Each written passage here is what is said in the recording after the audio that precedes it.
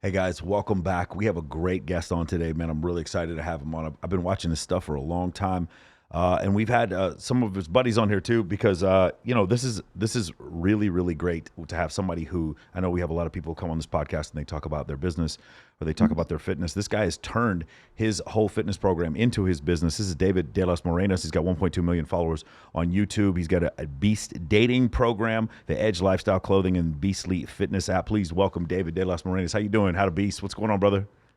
Yeah, I'm doing well, man. Thank you, Michael. Appreciate you having me on the show. For I'm sure. excited to talk. Awesome. So where are you? You're in the south of Spain right now?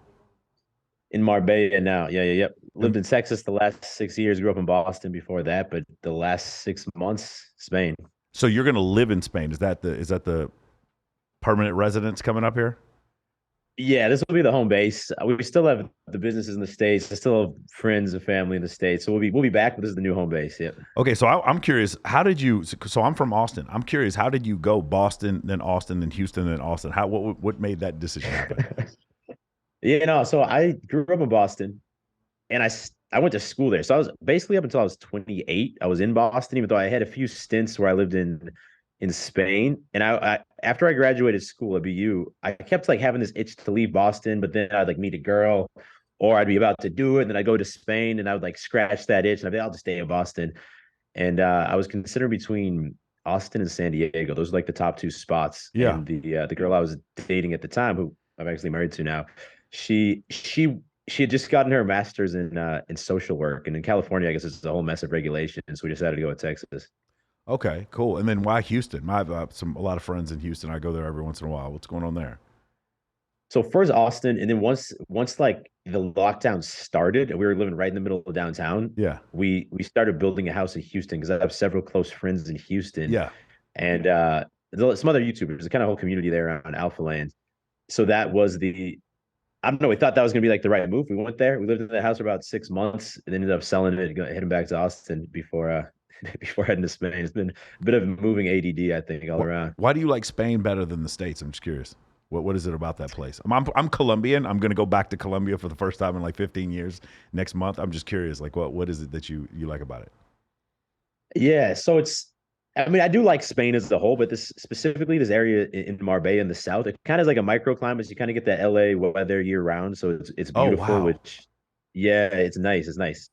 It's but you don't have to deal with some of the negatives of California, I suppose that come with that. Sure. And then there's a big gym culture here, which is kind of rare outside the States. But Yeah. when you're here, there's like four like world class gyms that honestly, I there's nothing that really compares to them. They're cool because they have like indoor outdoor flow. Obviously, that's a big part of my life.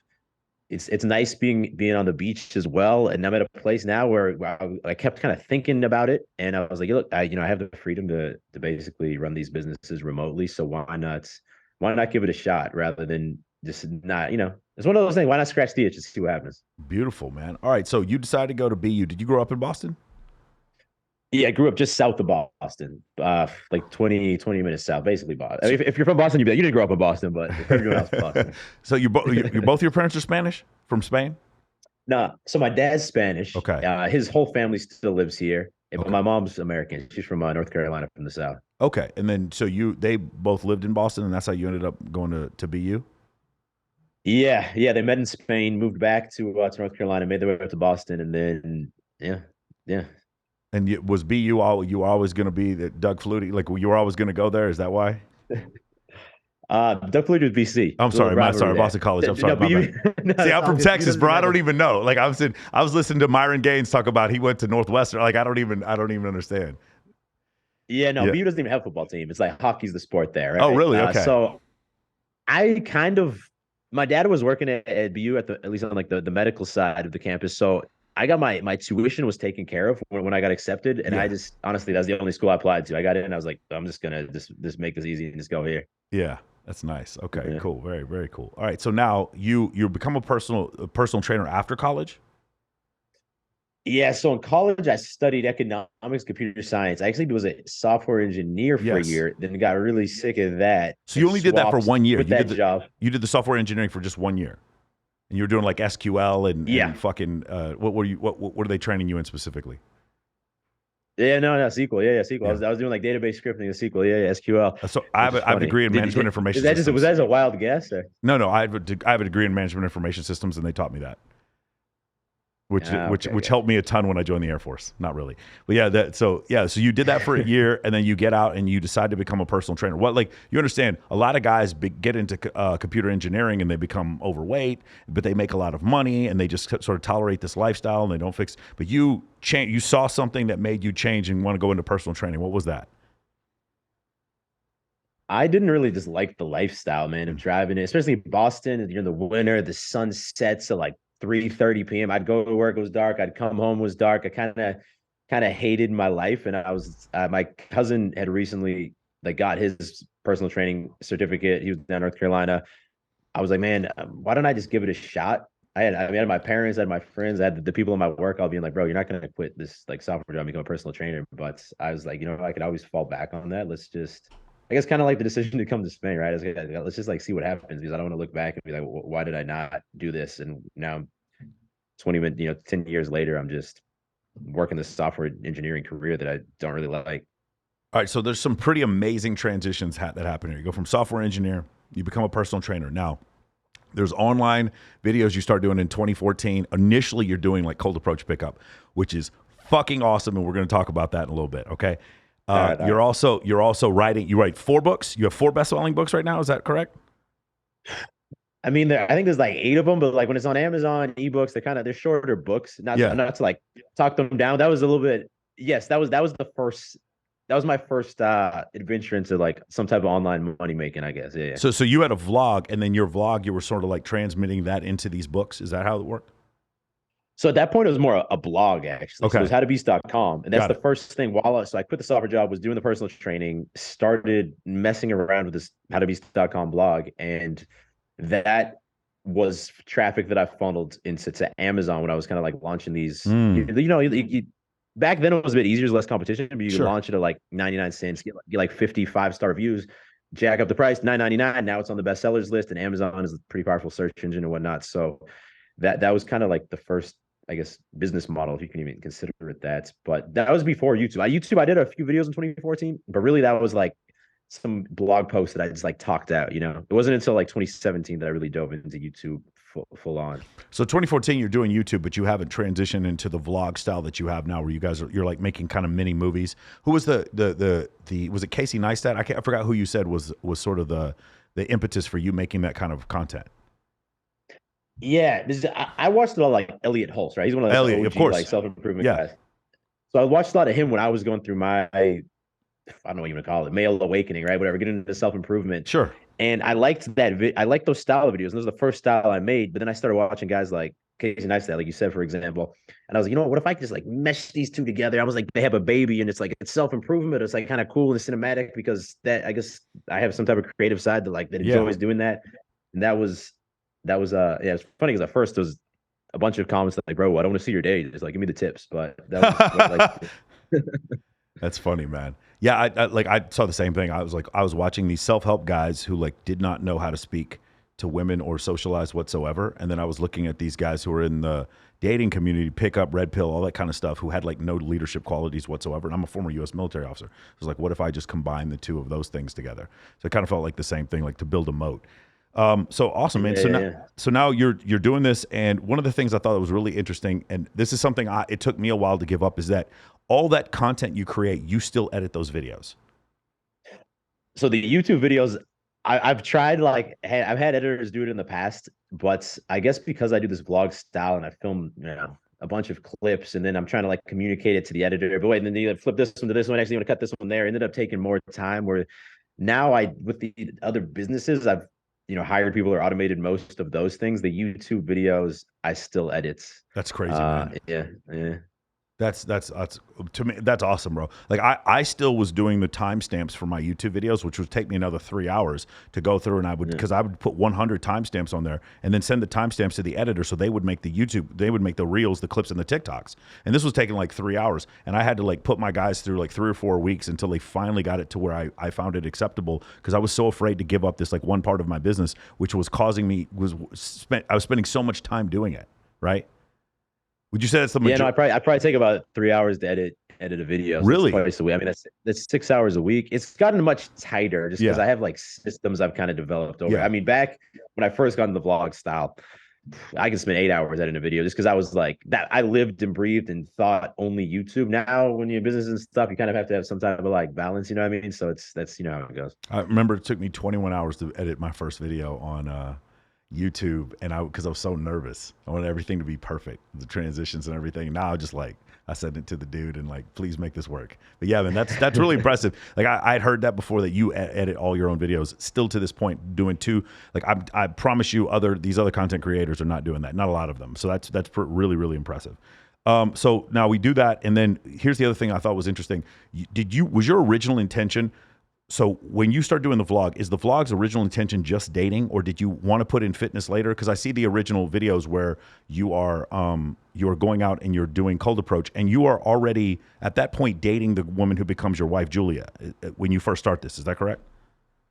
Yeah. So 2017, that's when I first like went all in on YouTube, in the sense that I don't know, I invested in a bigger camera. I made that initial commitment to 2 videos per week, which I've not missed a week since January 2017. It's amazing, man. And Julia helped me film. Me and Dave, my buddy Dave, would film some of them, but he wasn't living full time in Boston. So when he was gone, Julia would actually film me. My girlfriend at the time, she would film me approaching girls around Boston. Yeah, it's kind of funny to think about. Yeah. Yeah, that's the part that's like kind of mind blowing. So she's filming you, and she was also very encouraging in this situation.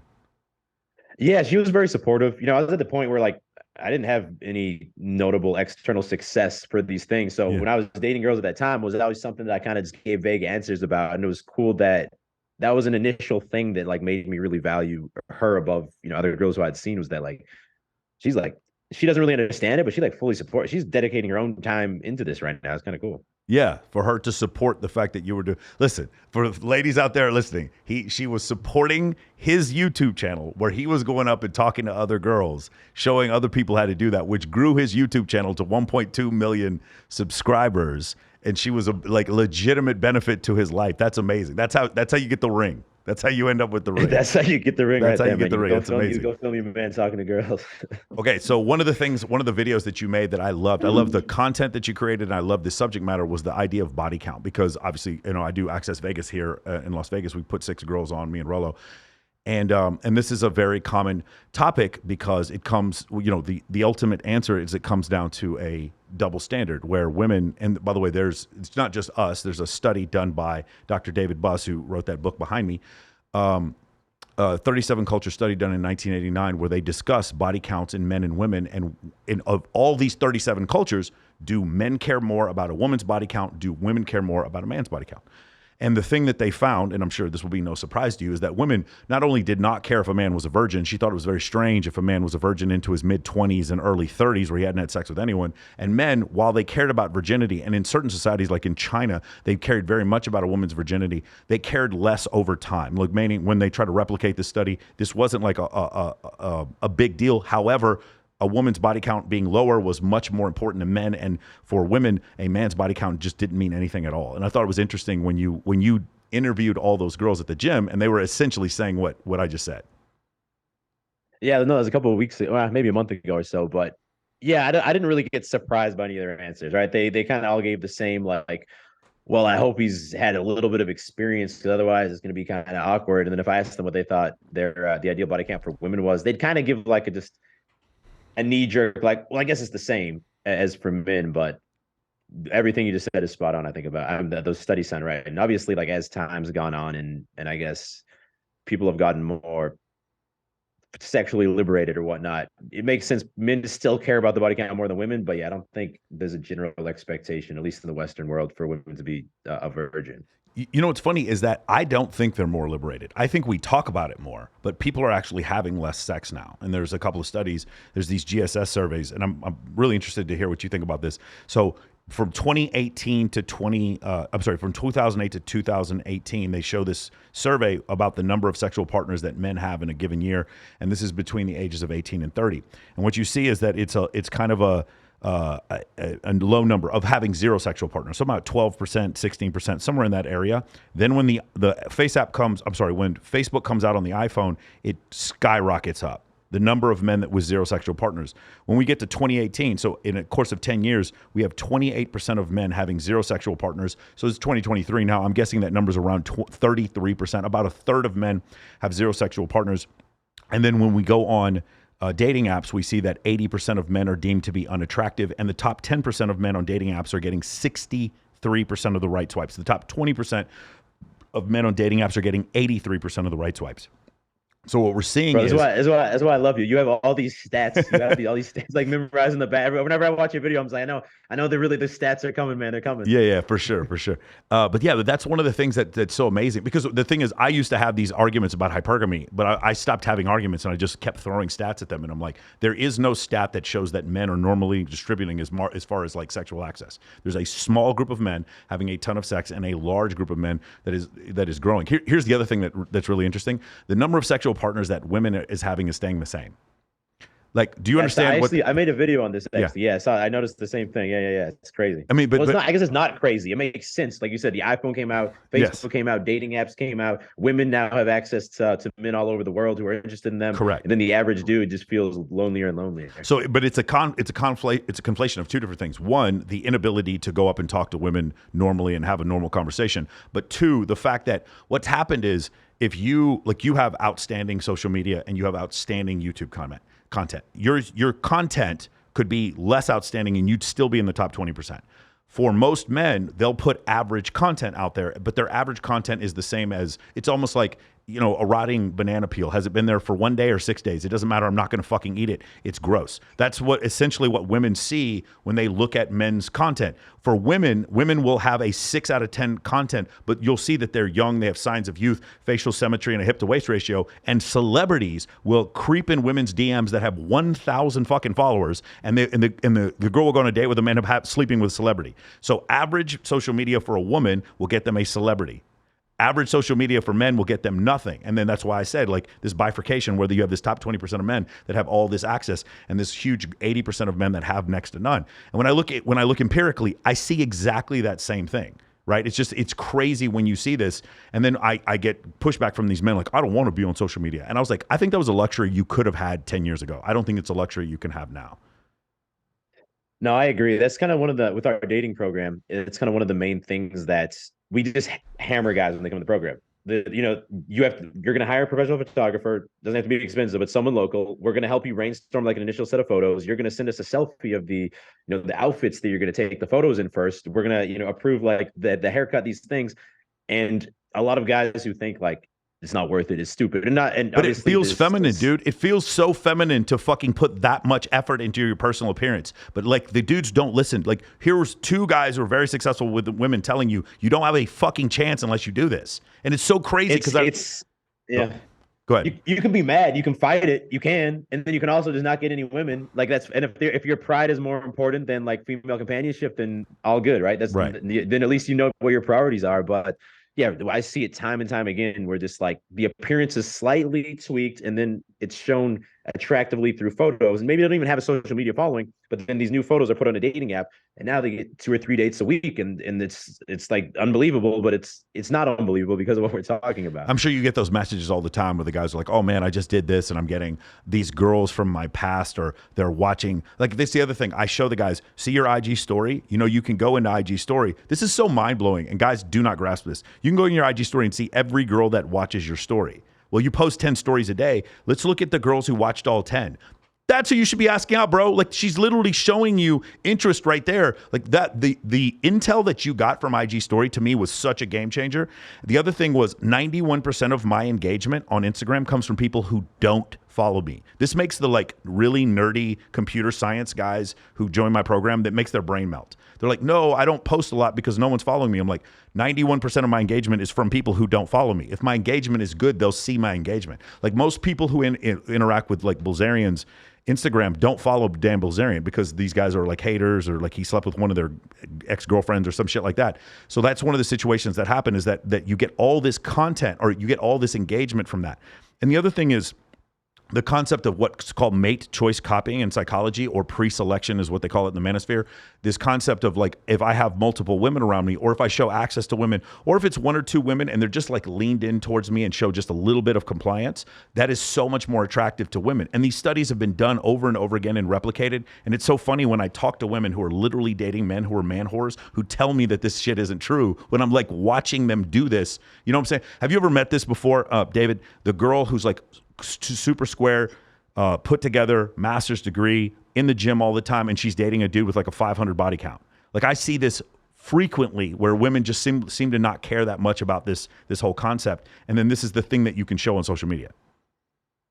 Yeah. No, I mean, I think regardless what people want, and it goes for men and for women, Yeah. like we're biologically programmed to some extent, right? For sure. And like, yeah, if a girl like here's some stats about a guy, maybe it has to do with his body count or something else, they'd be like, that would, that's not going to work out. But then they meet the guy, he's confident, like he clearly has other people who look up to him.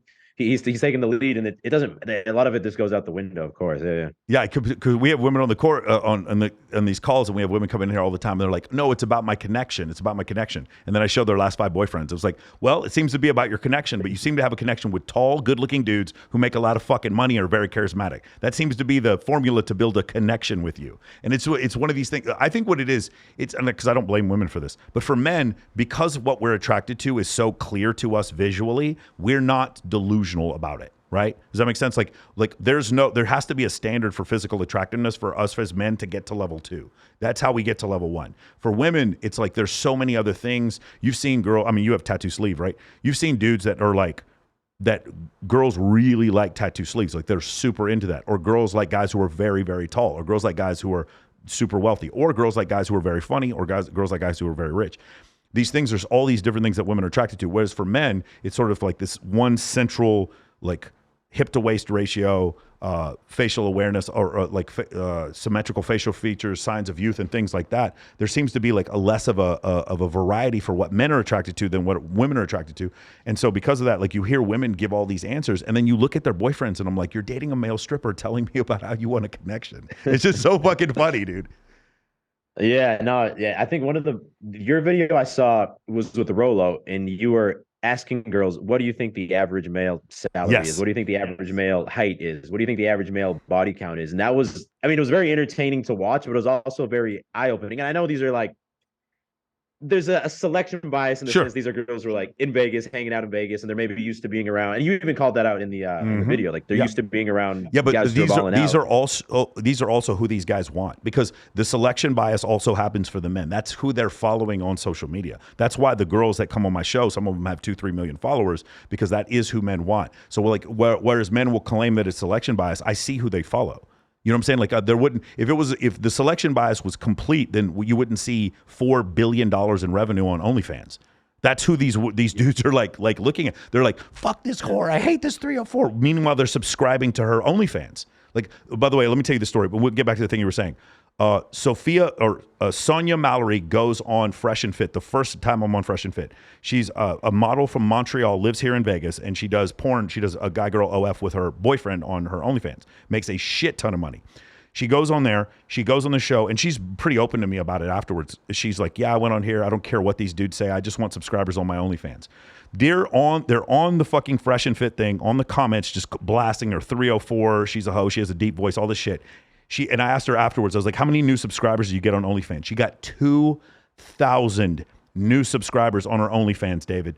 That's I mean, lifetime expectant value, that's what, 200 grand that she's going to get from these guys from going on a Fresh and Fit for 1 hour. And these guys are sitting there talking shit about her and then paying her money right afterwards. Yeah, well, I think that's one thing that bothers me about some of the more like, I don't know if you're going to call it red pill or what at this point, Yes. but like men get very, very quick to point fingers at women for virtue signaling and like talking about this like false male ideal. Yeah. But then that's a perfect example where like dudes doing the exact same thing. Well, they're doing it. Well, this is just my hypothesis. They're doing it because like, I had a girl on I had Jessie Preston on yesterday, and she was a playmate back in 09, I think, or 06, somewhere around there. And she was talking about how well, men judge her because she was in Playboy and because she has an OnlyFans. And I was like, no, Jesse, men judge you because you're pretty and you have big boobs. That's why they're judging you. Like the reason I was talking to Lindsay Payless this morning. Do you know who she is? She's a big model from Louisiana, and she lives in Los Angeles. And one of the things, Lindsay Payless had her own podcast called Eyes Up Here, and she was talking about how she went into Mastro's one time, and she was wearing just a normal outfit, but because her boobs are so big and they're real, that they made her put a jacket on because of her physical form. And one of the things that happened to her is like she kind of came to the realization, and a lot of other girls did. Caitlin Runk is another girl who did this as well. She didn't want to have an OnlyFans, and then she did. Chloe Tere is another girl who did this as well. She's like, no matter what I do, because I'm attractive, they're already calling me these names, so I might as well make this fucking money.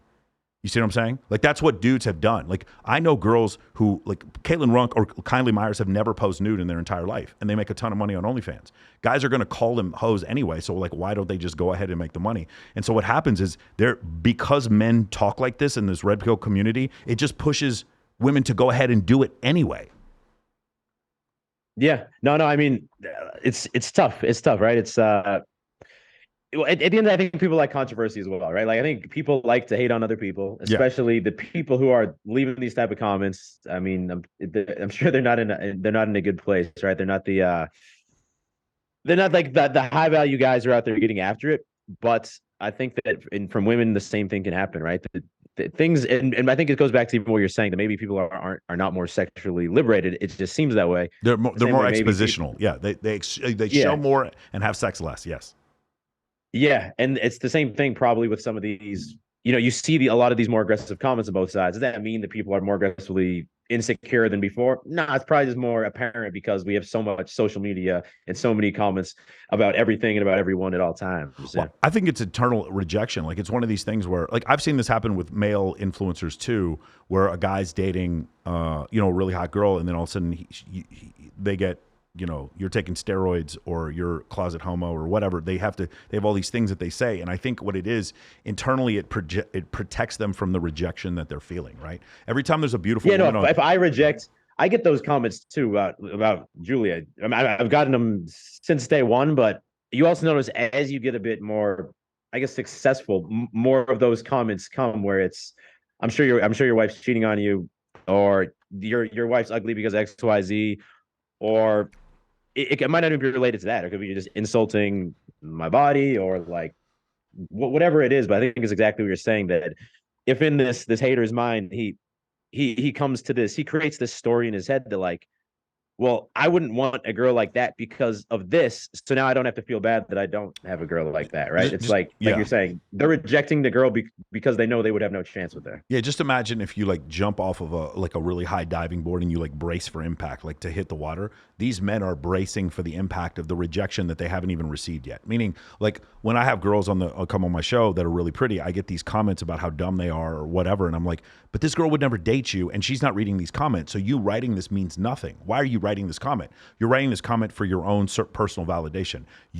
Because a beautiful woman is on social media, it makes you feel all these fucking feelings inside. She's rejecting you. She's not validating you. And so you're preemptively rejecting her before she can reject you. In the same situation, in your situation, right? A man is going out through his day.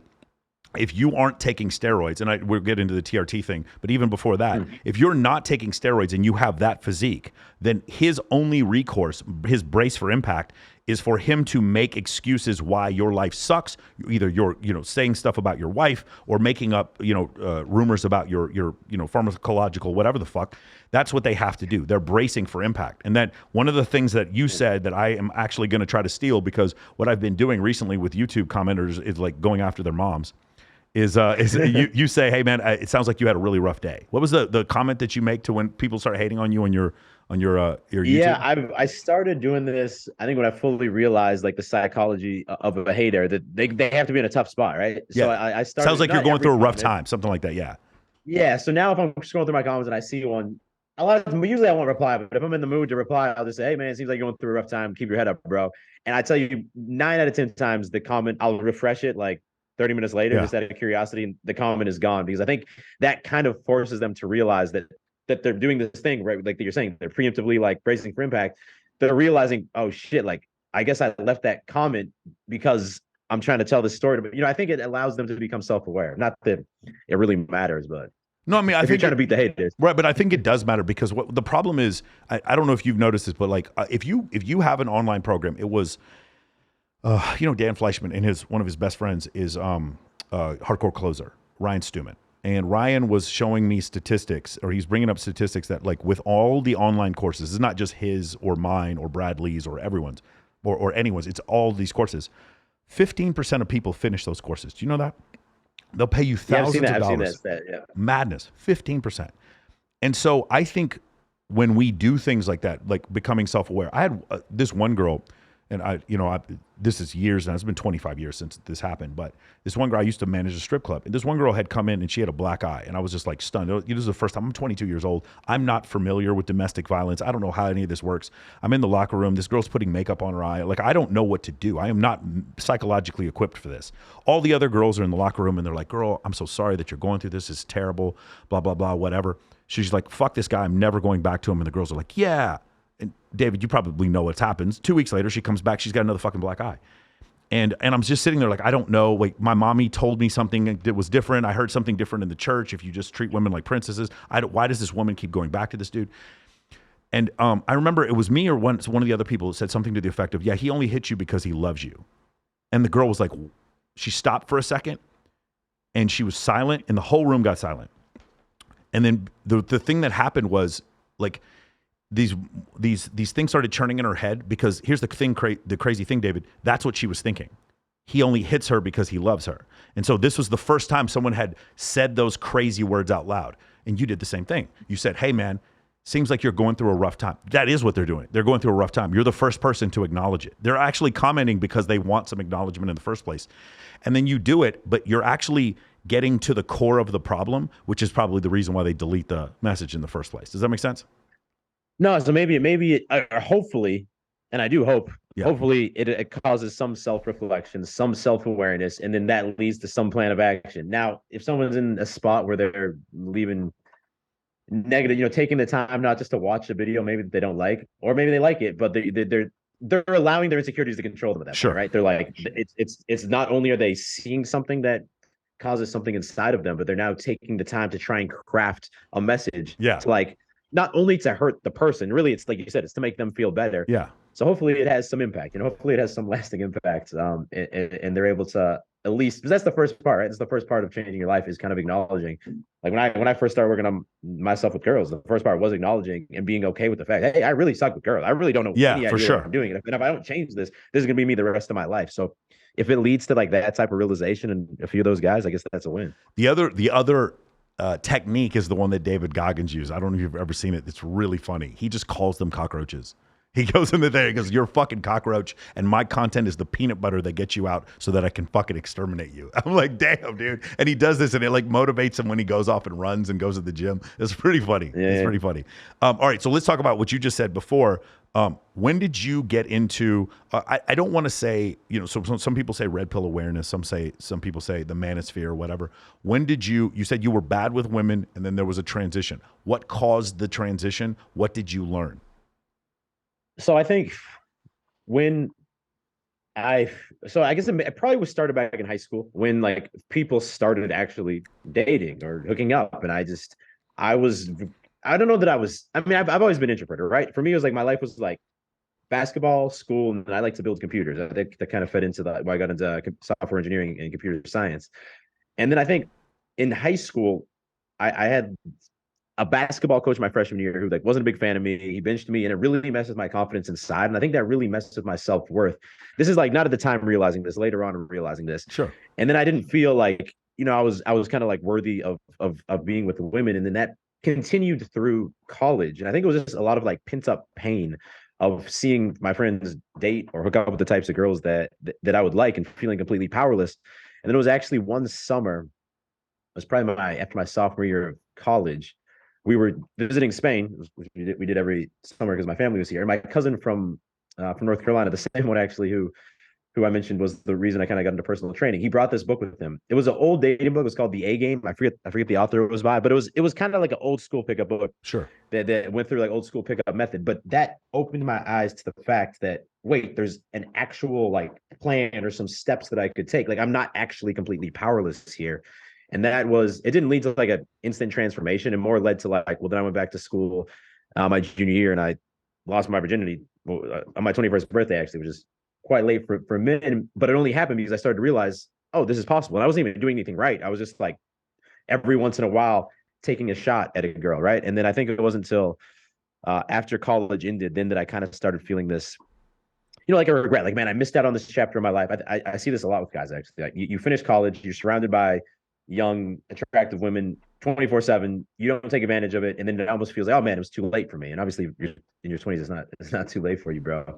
But that's how I felt, and I think it was just this pent up pain that eventually led me to reading a bit more pickup content, to finding a few guys through online forums who were trying to work on the same thing, and then going out a lot in downtown Boston. At first, it was just kind of like cold approach. This is like pre-dating apps, pre that whole era. And it was just going out to bars every weekend or even during the day sometimes and just trying to approach hot girls and kind of seeing what happened. And that's what led into the beginning of the YouTube channel as well, was starting to like document that, because that was at a time when you didn't really see much actual cold approach, Sure. like infield content, as you'd call it, on YouTube. Yeah. And I think that was the initial momentum that my channel got, was from those videos. Yeah, and you could post it back then. Like now, you could Yeah, get bro, into some deep shit. World, man. It's a different world now. Like posting cold approach YouTube, cold approach stuff on YouTube. They're blanking girls' faces out and that kind of stuff. Like after the Julian Block situation happened, there were a lot, like you couldn't even post that for a while. RSD had to completely pivot on their business because of a lot of stuff that had happened with YouTube with that had happened. But yeah, Jack Denmo was on here also, and he was talking about this, where he was just walking up to strangers, how his channel would get flagged just for doing stuff like that. There's also there's a mall in Canada that actually has these signs up that basically tell men that if you start going up and approaching strange women, you're going to be asked to leave the mall. It's like a don't pick up sign in the mall. It's crazy, man. It's things are going in a weird direction. I haven't been to Canada recently, but it seems they've taken some weird directions the past few years. Yeah. Now, do you also mentioned before about the concept of men in the red pill blaming women or having a victim mentality, and how you don't agree with that? Yeah, I mean, if you don't take like ultimate responsibility for everything in your life's not going to change, right? And I think that's kind of like a broader thing. But in the dating world, you have guys who just, they obviously, and I can say this because I was in this position, right? I was in a position where I felt like I wasn't worthy of women. And at first, guess what I did? When I was in college and one of my friends was hooking up with a girl, I would talk trash behind his back with my other friends. I would say, that girl he's hooking up with is gross, man. Like, or his girlfriend's gonna cheat on him, bro. This is so stupid. But I was doing the brace and for impact, right? I was trying to like pre-reject these girls because I had no chance with them. So I guess I understand that psychology. It relieves you of responsibility, because why even try if the prize at the end of the tunnel is these females that are hoes, they're on OnlyFans, they're not loyal, they have a high body count. It's a convenient story to tell yourself, when at the end of the day, look, yeah, of course there's some bad people out there, there's some bad dudes out there, there's some bad girls out there. It's a bit of a non-ideal dating market that we're in. I think that with dating apps and Instagram, that's just kind of the reality of it. But it's also just like the reality of the world we're in. And if you adapt and you get okay at, kind of recognizing red flags up front and being like, okay, well, maybe this will be a girl who I can casually see for a bit, but it's not going to make sense to date this girl long term. So I don't need to get those hopes up in my head, and allowing the opposite to happen too. Oh man, I've been hanging out with this girl for 3 months and she kind of checks up all my boxes. She's cool. I'm still attracted to her. There are still good girls out there. It's, you still see guys who get in healthy relationships. It's not the norm, but it's a cop out just to be like, well, this is not worth it. It's stupid. It's girls suck. That's not going to lead. I mean, unless you want to prioritize just your pride and not having any female companionship in your life, or when you have it, like you kind of have like a sour attitude. Like, sure. Why? Because that's the other thing I see is some guys who actually do have success with girls, but they're just constantly trashing them. Like, well, why would you want to spend your time like hanging out with someone who you don't even enjoy the company? Like, how does that make sense? That'd be like me. I've used the analogy before, but it'd be me like, just like, I hate Domino's pizza. It's the worst pizza. It's so disgusting. But then like every Friday I'm just ordering Domino's. Like, sure. what are you doing, bro? Yeah, I've noticed that when the guys that I know that are really good with women, they don't call them hoes.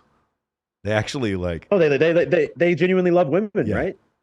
Yeah, like I was saying this before, is like if I have my girlfriend on my lap and we're in a hot tub and there's a bunch of other girls like twerking and dancing around, I'm not like, oh man, what happened with with her relationship with her father? Like that never crosses my mind. I'm like, keep dancing, have fun. I don't give a fuck. Like it's like let them have fun. Now at the same time, is there a little voice in my head like, don't marry her? Yes, of course. I'm not gonna marry her. But I'm watching. There's no judgment, and I'm not gonna change them. So like it's just fun. That's one thing I noticed because we had Torsha on here, and her statement was alpha males do not love hoes. They do not give a shit.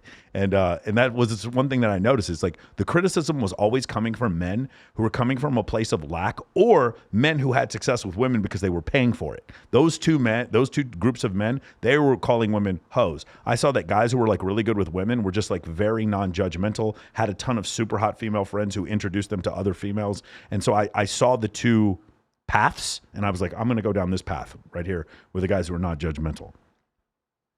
Yeah, no, I would agree. I would agree. I think that, and it's even like the body count thing. I would say that when you talk to guys who are actually successful with girls, they don't seem to care as much about body count. I'm not saying that there's no importance at all to body counts. I mean, it's an indicator like everything in life. But the guys who seem to be really like obsessed with, she better not have a body count of more than one, bro. Like those aren't guys that are like really dating girls anyway in the first place. It's kind of this protective shield. Well, I think also because there's a middle road, right? So for guys who are not good with women, it is either marriage or she's a whore. Like there's no middle ground. For guys who are good with women, they're like, yeah, I was with this girl for a year. We had a bunch of threesomes and it was fun, and then it ended. And then I was with this girl while I was dating this other girl at the same time. And it's like there's this middle area where you're having fun, engaging relationships that are true relationships with women that you care about 10, 20 years later, even when they're married to someone else, because they're fulfilling relationships. But your intention was never to get married, or rather, you have so much abundance with women that the necessity to get married was not at the top priority of your list. You mentioned this before with Julia. It was one of these situations where like Julia got this is the way I look at it, and I'll just see if you agree. The position of being my wife or my girlfriend is a position that you apply for with several other candidates. If you apply for that position, you have to check all the boxes. And then once you get that position, it's fine. But I can be chairman and CEO at the same time. If there is no one filling that position, I'm still going to be okay. Yeah, and well, I'm curious your thoughts on this because my philosophy has always been, and this is the philosophy that led me to selecting Julia, as well as just having like success with women, obviously not earlier in life, but in the period, several years before meeting Julia.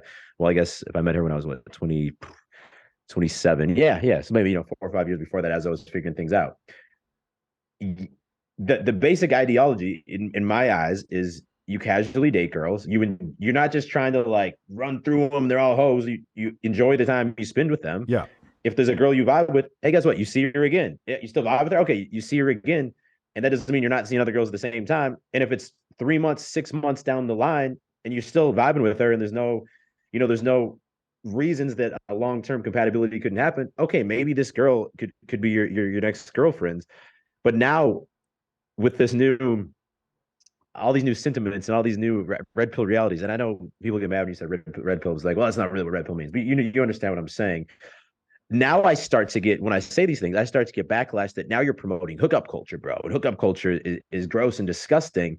So I'm curious your thoughts on that, because that's still the ideology I stand behind. It's like genuinely enjoy the company of women, get comfortable, dating different types of girls. And it's not that you're demeaning them. You're genuinely enjoying the time you have with them, but don't lock in that this has to be a serious thing. This has to be my next girlfriend until almost you've been proven wrong to that. Yes. Oh, wait. Maybe she does have long-term potential. So for men who view women as simply sex objects, which are a lot of men who are not successful with women, and those same men being addicted to pornography, because they view women specifically as just sex objects and have never had a fulfilling relationship with a woman that wasn't about sex. I have a ton of female friends. My female friends there were 4 girls who introduced me to the girl that is now my girlfriend, because I was hosting a bikini competition in Mexico, and she was one of the 68 contestants that were there. And then these girls introduced me to her.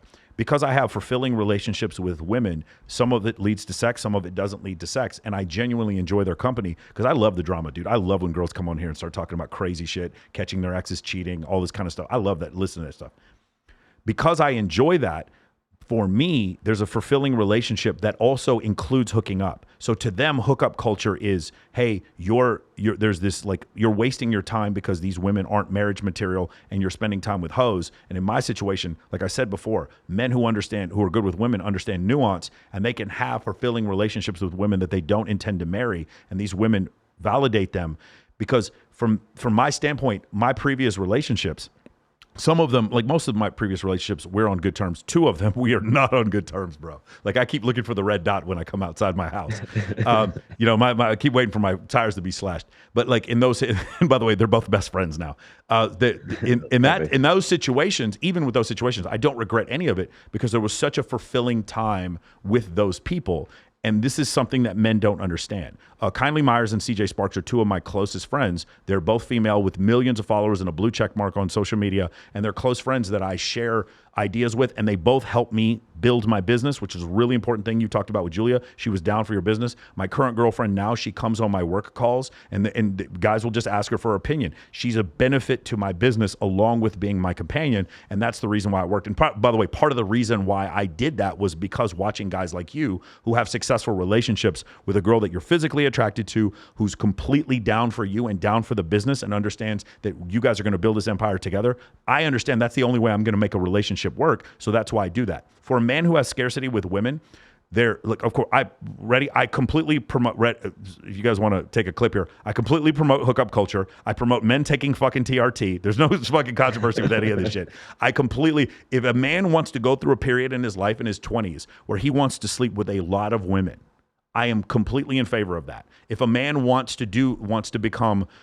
chooses to not sleep with a lot of women, I'm in favor of that too. What the main thing that they have in common in both cases, be the most attractive version of yourself, and then you will have the choice to hook up or to make this girl your girlfriend or for it to be a one-night stand. But you as a man should at least have that option. Then what happens is after you've done this over and over again and gotten more experience in this area, now you're going to see these red flags. Like I've been out with girls before and they're bitching about their ex. Their tattoos in places there shouldn't be fucking tattoos, but she's still really hot. And they're like, I already know. It's like, hey, and I'll straight up tell them, like, I'm not looking to be in a relationship, but if you want to hook up, we can still do that.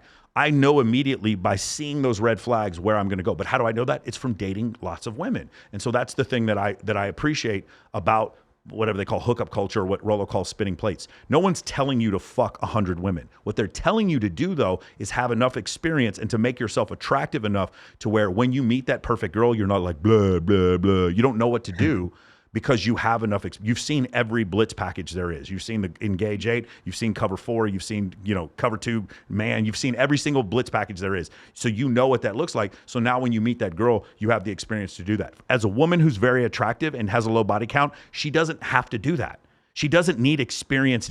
A stunning woman doesn't need experience dating. She doesn't. No. She doesn't. No, she needs experience to know when a guy's a piece of shit or not, but she doesn't need to fuck him in order to do that. She can do that through male family members or female friends who can help her. Hey, let me look at the background of this guy that you're dating. She can do that through social media. Women, super attractive women, sorry to tell you this, they don't need to be good in bed and they don't need to learn how to date. They're super attractive. Don't worry about that. That is not something that they have to do in order to improve. Men, we do because we're judged on our performance. Yeah. Yeah. That was a good rant right there. No, that was perfect. I agree with all of it. I think there's two things that you said that stand out to me. One is, I think, a more general thing that I think a problem, not now, this is the problem always is people get too wrapped up in like caring about what other people do and what other people do with their lives. There's a general benefit to just not being bitter towards other people. That includes being bitter towards men who are more successful than you, being bitter towards women who want to hook up with a lot of guys. I think the best way to live life is not to like worry too much about other people are doing, because that's just going to cause, there's no win there, right? That's only negative. That's anxiety. You're going to get caught up worrying about all these other problems that aren't your own. And then your life's probably not going to be as good because you're just not going to be prioritizing like the action you're taking in your own life. But the second thing is, I think there's guys who are early on in their journey with women. They get so focused on all these little things that we're talking about. And maybe it's about body count. Maybe it's just a generally approach anxiety. Maybe it's, I don't know, absorbing all these different dating advice content or red pill content and trying to figure it out. But the real challenge comes in like building a healthy relationship, right? I think like once you figure out like the early stages of dating, meeting girls, hooking up with girls, that's relatively straightforward. It's almost like copy paste, basically. It's more like learning to set boundaries at the right times in the beginning of relationships that most people, men and women, aren't good at, which is why most relationships are quite not ideal. And I think that there's also just a lack of focus on that. But I guess it's less sexy than talking about all the other stuff. But if people started actually learning from mistakes that they made or their friends made or their parents made in their relationships, that would lead to better overall relationships. But I guess we don't live in an ideal world. Yeah, That's something that I get frustrated with. yeah, it's funny how, because your married friends or your friends that are in happy relationships are not your super exciting friends. So people don't pay as much attention to it. One of the things I started doing on Access Vegas is I tried as often as I can to have people who have been in 10-year relationships. So I had Olivia Bertani, who was engaged, and then I had sitting over here, I had Catherine Taylor, who's also engaged in the program, and then on the show. And then the other thing is, I have other friends of mine. My friend Claudia Fajal has been with her husband for 10 years. I see situations like you, who is a content creator who's in a happy relationship. People don't pay enough attention to that. Here's the ultimate example. People in Red Pill who criticize Rollo Tomasi for being married for 26 years. Like, you're missing the point. That's not a bug, it's a feature. Being able to be in a happy relationship for 26 years, that means Rollo knows something you don't, right? And so that's one of the situations where it's more fun to watch the guy who has the multiple partners and is with a bunch of women. It's more exciting, but that's maybe not the person you should be taking relationship advice from. And so I thought that was interesting. Another thing I wanted to point out, going back to the body count thing, is we had the opposite effect, which was Sterling Cooper, who was on here, who's a male porn star. And one of the things Sterling said is, like, when a man is good in bed, it is the ultimate sign of pre-selection, because it shows that other women allowed you to have sex with them. And I was just like, that was mind-blowing to me, because pre-selection is obviously like one of the main things that I teach to my clients, is this concept of women seeing you with other women and those women being attracted to you. And so when he said that, I was like, oh man, that makes a lot of sense. Well, the only way to do that is to have experience with women, which is why women do not value virginity anywhere near to the level that men do. Because I personally, like, if a woman's hot enough and she's not bad in bed, if she's not good in bed, we don't really care. And if a woman tries to, this is maybe not your opinion, but I've heard other men say this, the concept of, if a woman tries too hard to be good in bed, then it comes off as almost masculine. I can see that. I would right? agree. It's the same thing if like a woman approaches you, it can come off as masculine. And even though you fantasize about it and you see it in porn, if when it actually happens to you in real life, you kind of get this weird feeling like, like something's off here. It's because I guess we're just not naturally wired to appreciate. Our alarms go up. Yeah. Our alarm bells go off. Something's going on here. Yeah. And no, I think what you're saying is true about in bed. And I think women who, as this is something you mentioned a few times, women who are attractive, you're right, they don't really have to do anything, right? They'll definitely have people pursuing them. They'll definitely have no problem getting laid or getting in relationships.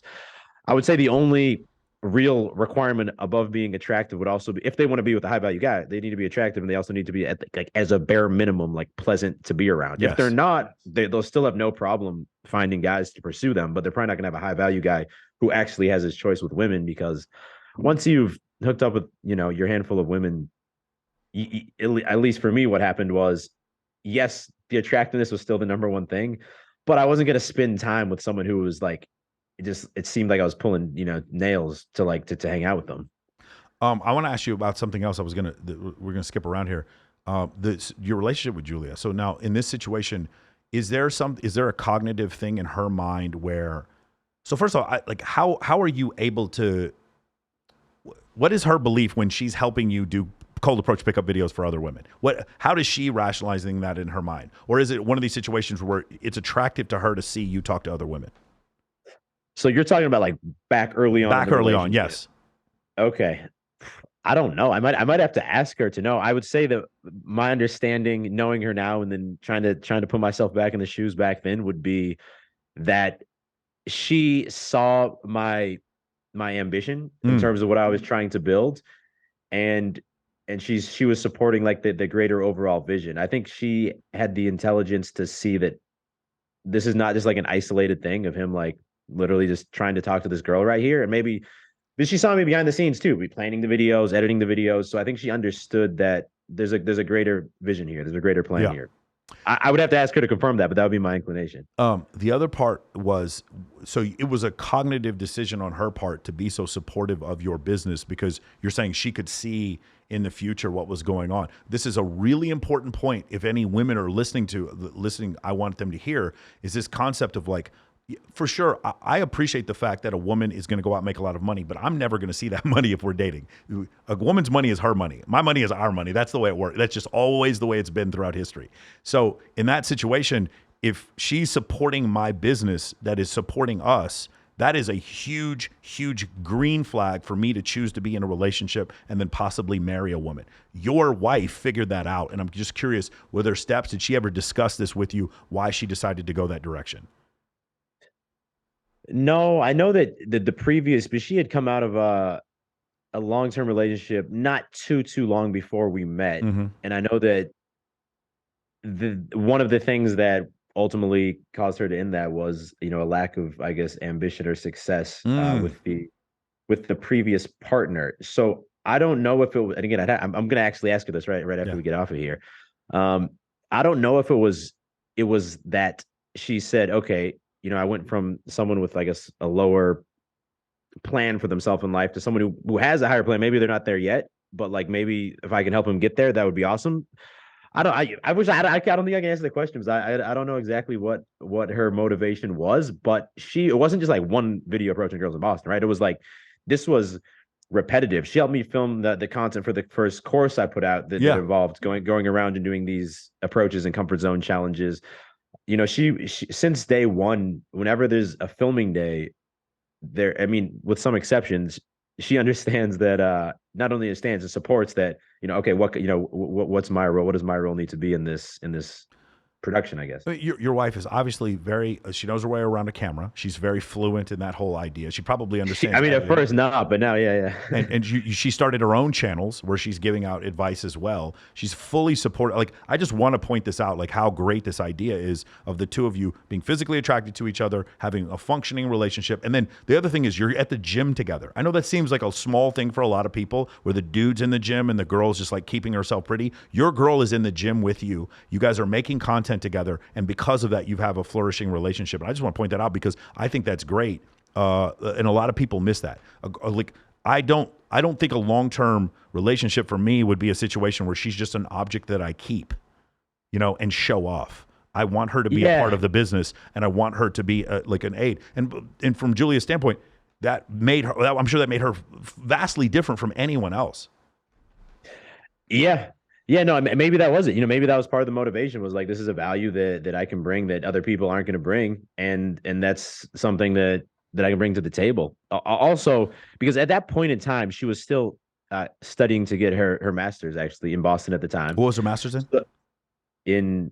Not therapy is not the correct term. But it was like therapy is what you do afterwards. But whatever the master you get before therapy is. And she still had the plan that this was going to be my career at that time. So she was kind of helping me, between class, after class. Then when we moved to Austin, she actually got a job working at a school as a school therapist, school counselor, school therapist. Wow. So she was doing that full time. And then what happened was after we started the clothing brands, I had the need to like, okay, I need to now actually have like my first full-time employee to help manage these multiple things that are going on. And that is when I asked her, I said, look, I could hire someone else or I could hire you. Obviously you'd have to leave your career, but we'd start kind of, the initial building blocks of this clothing brand and whatever comes next. And that's when she made the full on decision to stop pursuing that career as a full-time thing. And then to join like the team, I guess officially, even though she had already been like we discussed, she'd already been putting in some hours before then too. That's awesome, man. That's a great story. Great story. So I'm going to ask you about a couple more things in this whole area of like dating and relationships. You've mentioned before you've made some comments about red pill stuff, and you also made comments about what Andrew Tate, the whole situation with that's happened there.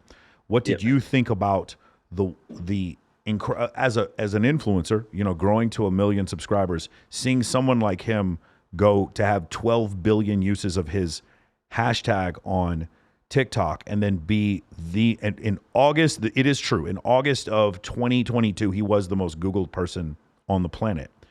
in that situation, seeing somebody grow that fast as an influencer, what did you think about it? And as somebody in the, the manosphere red pill space, what did you think about it? Well, I think that he's like almost a perfect communicator, right? Yes. When you see the conviction he talks with, he doesn't. When I talk, I'll make mistakes, say, oh, or switch what I'm saying. It's for him, it's like this. It just rolls off the tongue as if it was he was reading off of a teleprompter or something that was cinematically done in a movie. So I Yeah. think that's a big part of it, is that the way he speaks is so captivating. And then also, because when he was on, I think it was when he did it was right when he started to get canceled. He did the PBD podcast, like the Yeah. Valuetainment podcast, and he was talking about how like one of his main techniques is kind of leading with a statement that seems like it's so like wrong and Correct. offensive, but behind it he has a basic argument that you can't really argue with. And I think that those were kind of all of his sound bites that started taking over TikTok, Instagram Reels, because even at the time, when probably in August 2022, when he was the most Googled guy, it's not like his YouTube channel had like insane views. It's just that he was literally everywhere. And I think Yes. he's a master of these sound bites that lead with such a strong hook that men and women, doesn't matter if you're in a relationship, if you're single, if you're red pill, if you're feminist, like something that draws you in and makes you either really happy or really mad. But then when it gets to the bottom of it, you can't really argue with it because maybe he slightly misrepresented it the first thing he said. Um, but when you get down to like the dirty of it, it's you can't really argue with him. And obviously it creates these really great moments between him and girls on these different podcasts, for example. But I think that I mean, I respect that. It's not a skill that I have, and I can see that and admit that. So I think from an influencer perspective, it was like, wow, he had, I don't know if it was a deliberate plan, but he completely demolished this strategy and deserves all the attention he's getting. In terms of the red pill stuff, I mean, look, I agree with most things he says. I don't agree with everything he says, Yeah. but I think that, you know, overall, I think his intentions are good. He's a voice of reason. I think that the only negative impact that he would be is that some of his more people who like idolize him maybe take some things out of context Yes. and use him as an excuse to do this, like this bracing for water and this like pre-reject, like they use him as an excuse to take no responsibility in their life, even though he preaches taking extreme responsibility. Yeah. I think that would be the only negative impact, which is not a fault of his own. Yeah. It's a fault of people internalizing his message in a different way, I would say. Yeah, it's very so. An example of what you're talking about. He went on this one podcast where he was talking to this Islamic guy, and maybe it was somebody else. I can't remember. No, it was a feminist he was on there with, I think.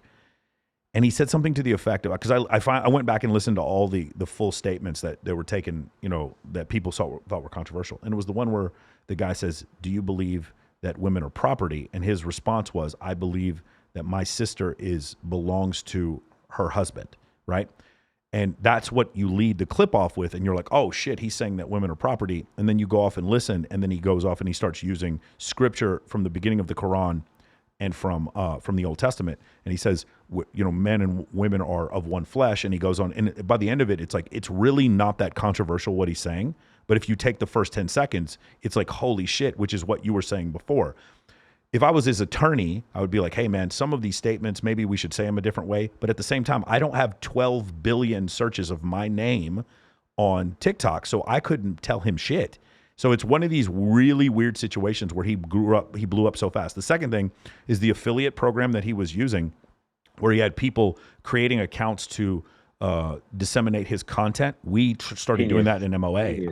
I started doing the same thing, and I get 10 times more impressions from my affiliates than I do from me personally. Like my Instagram is triple shadow banned. Not like, seriously, I barely get any engagement on it, whatever. I get more engagement on my backup account, but I have other people that have affiliate codes of mine, and they frequently get videos with millions of views, and it's not under my channel. And that's one of the things that we did. We did 24,000 last month just in affiliate sales. We just started an affiliate program, so we're just learning how to do it. But it's one of these situations where we're starting to grow that bit. But I took that lesson from watching Hustle University and all that other stuff as well. Yeah, no, I've as a YouTuber at heart, I've always kind of hated the short form content. Sure. Because it's like I envision content as this 15-minute storyline with like cinematic drone shots and background music. And then obviously now just a lot of people's attention online goes to short form content, which takes some away from long form content. But I think Andrew Tate played a role in, the last few months now. We post multiple times a day on TikTok, on a second YouTube channel, on Instagram Reels, and even though I would say my overall, like, my main YouTube video reach is down or the views are down, overall my reach is a lot bigger now when you take everything else into account. But a lot of that is, yeah, mastering these like short form, like viral statements that lead into maybe a little bit longer of a video that has some value at the end of it. Yeah, the other thing that was crazy is as my, I did one video that was super controversial, and then all of a sudden I took it down because it was clear that Instagram was shadow banning me because of it. But after I did the video, we started making more sales. That was another thing I noticed. It's like engagement would go down, but then sales would go up, and that was something. There's a video that Brad Lee did about Grant Cardone where Brad was like, dude, you post too much. I'm going to have to fucking unfollow you. Every time I turn on my Facebook or I go to my Instagram, I'm seeing Grant Cardone. I'm sick of seeing Grant Cardone. And Grant goes, you don't even buy my product anyway, motherfucker. And then he hung up on Brad Lee. And Brad tells this story on stage. It's so great. And then I was like, you know what? Let's do that. So I tell Shar Modell, who's she's my social media manager. So, dude, we're doing 3 clips a day. We're doing 3 reels a day, 3 shorts a day, 3 TikToks a day. And we did it. And sometimes some of them will go crazy and get 1 million views, and some of them will get 100 likes. And I'm like, man, I only got 100 likes. And then sales double, triple. Did our first month, 400K in a month. Like that's what happened because of it, because your niche that wants to buy from you, they don't really care about the fluff. If you keep speaking to them over and over again, this is another thing. I bet you'll find that for your Beast Dating program, so the people who buy it have probably watched several hours or 100 hours of your content. And once they get to that point and you get them on the sales call, they're ready to go. They're like, hey, can we skip this whole sales call and just let me buy the program? That's essentially what happens. So that's why I think it works so well. Yeah, no, I mean, there's some correlation, right? There's some correlation between people with huge followings because they're going to make advertising money. But a lot of the business people I know who are like influencers / businessmen, it's not necessarily the people with the most like viral content making the most money. I mean, I've seen that too. Again, my YouTube, probably the YouTube channel, like the long form videos probably peaked a year or two ago, but the businesses have grown year over year without fail. So it's also like what's your own measure of success, right? And if it's just views and like vanity metrics, that's one thing as influencer. But I think as people get later into their career, they worry a little bit more about, not worry, but they're a bit more focused on the impact and building businesses and different types of challenges rather than like what's just going to get the most views.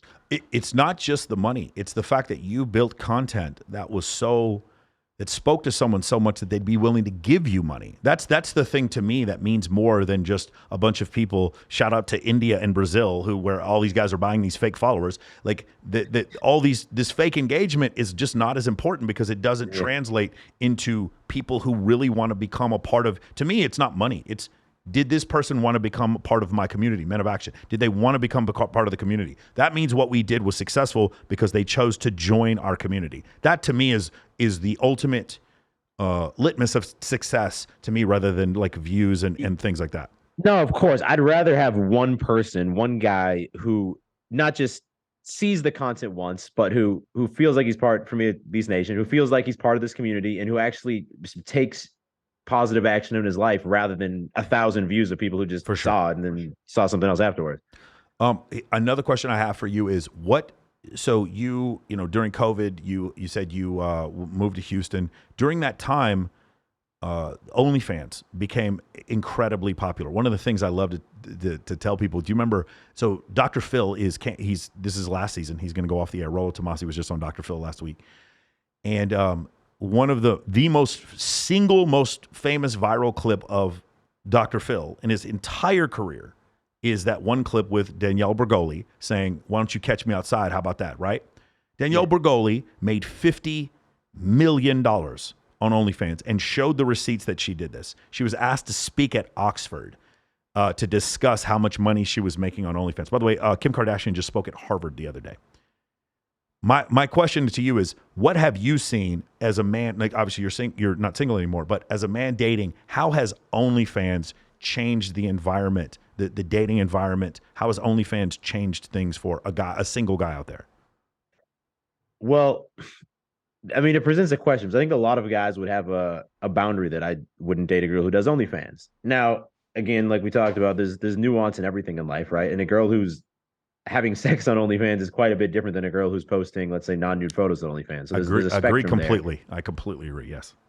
And I think for some guys, still they would say, well, she's still like getting paid just to give guys a false sense of validation, or maybe she's a validation whore, or whatever it is. But I would say that for average guys, it maybe creates a little bit of resentment towards women. Yeah.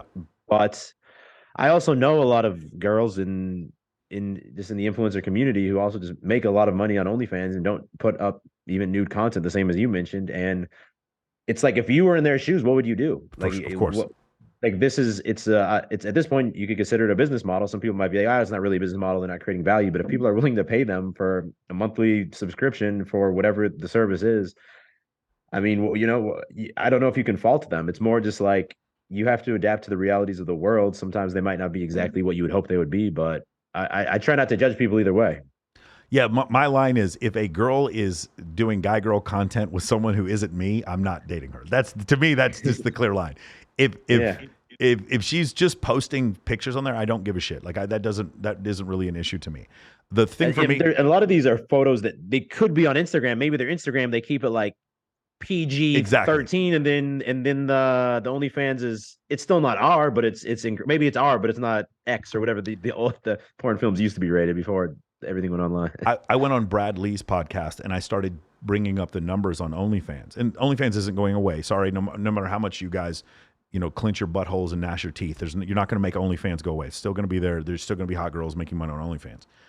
One of these things is like, I like what you just said. I don't blame women for doing it. I know several women making 6 figures a month on OnlyFans, and so I certainly don't blame them for doing it. They don't need an education, and they do it from home, and they do it on an iPhone, and they make a ton of money. A lot of them make a ton of money not even putting on makeup. They literally wake up and start doing what they call the girlfriend experience on their phone. Brandy Andrews does that. She was just on here the other day.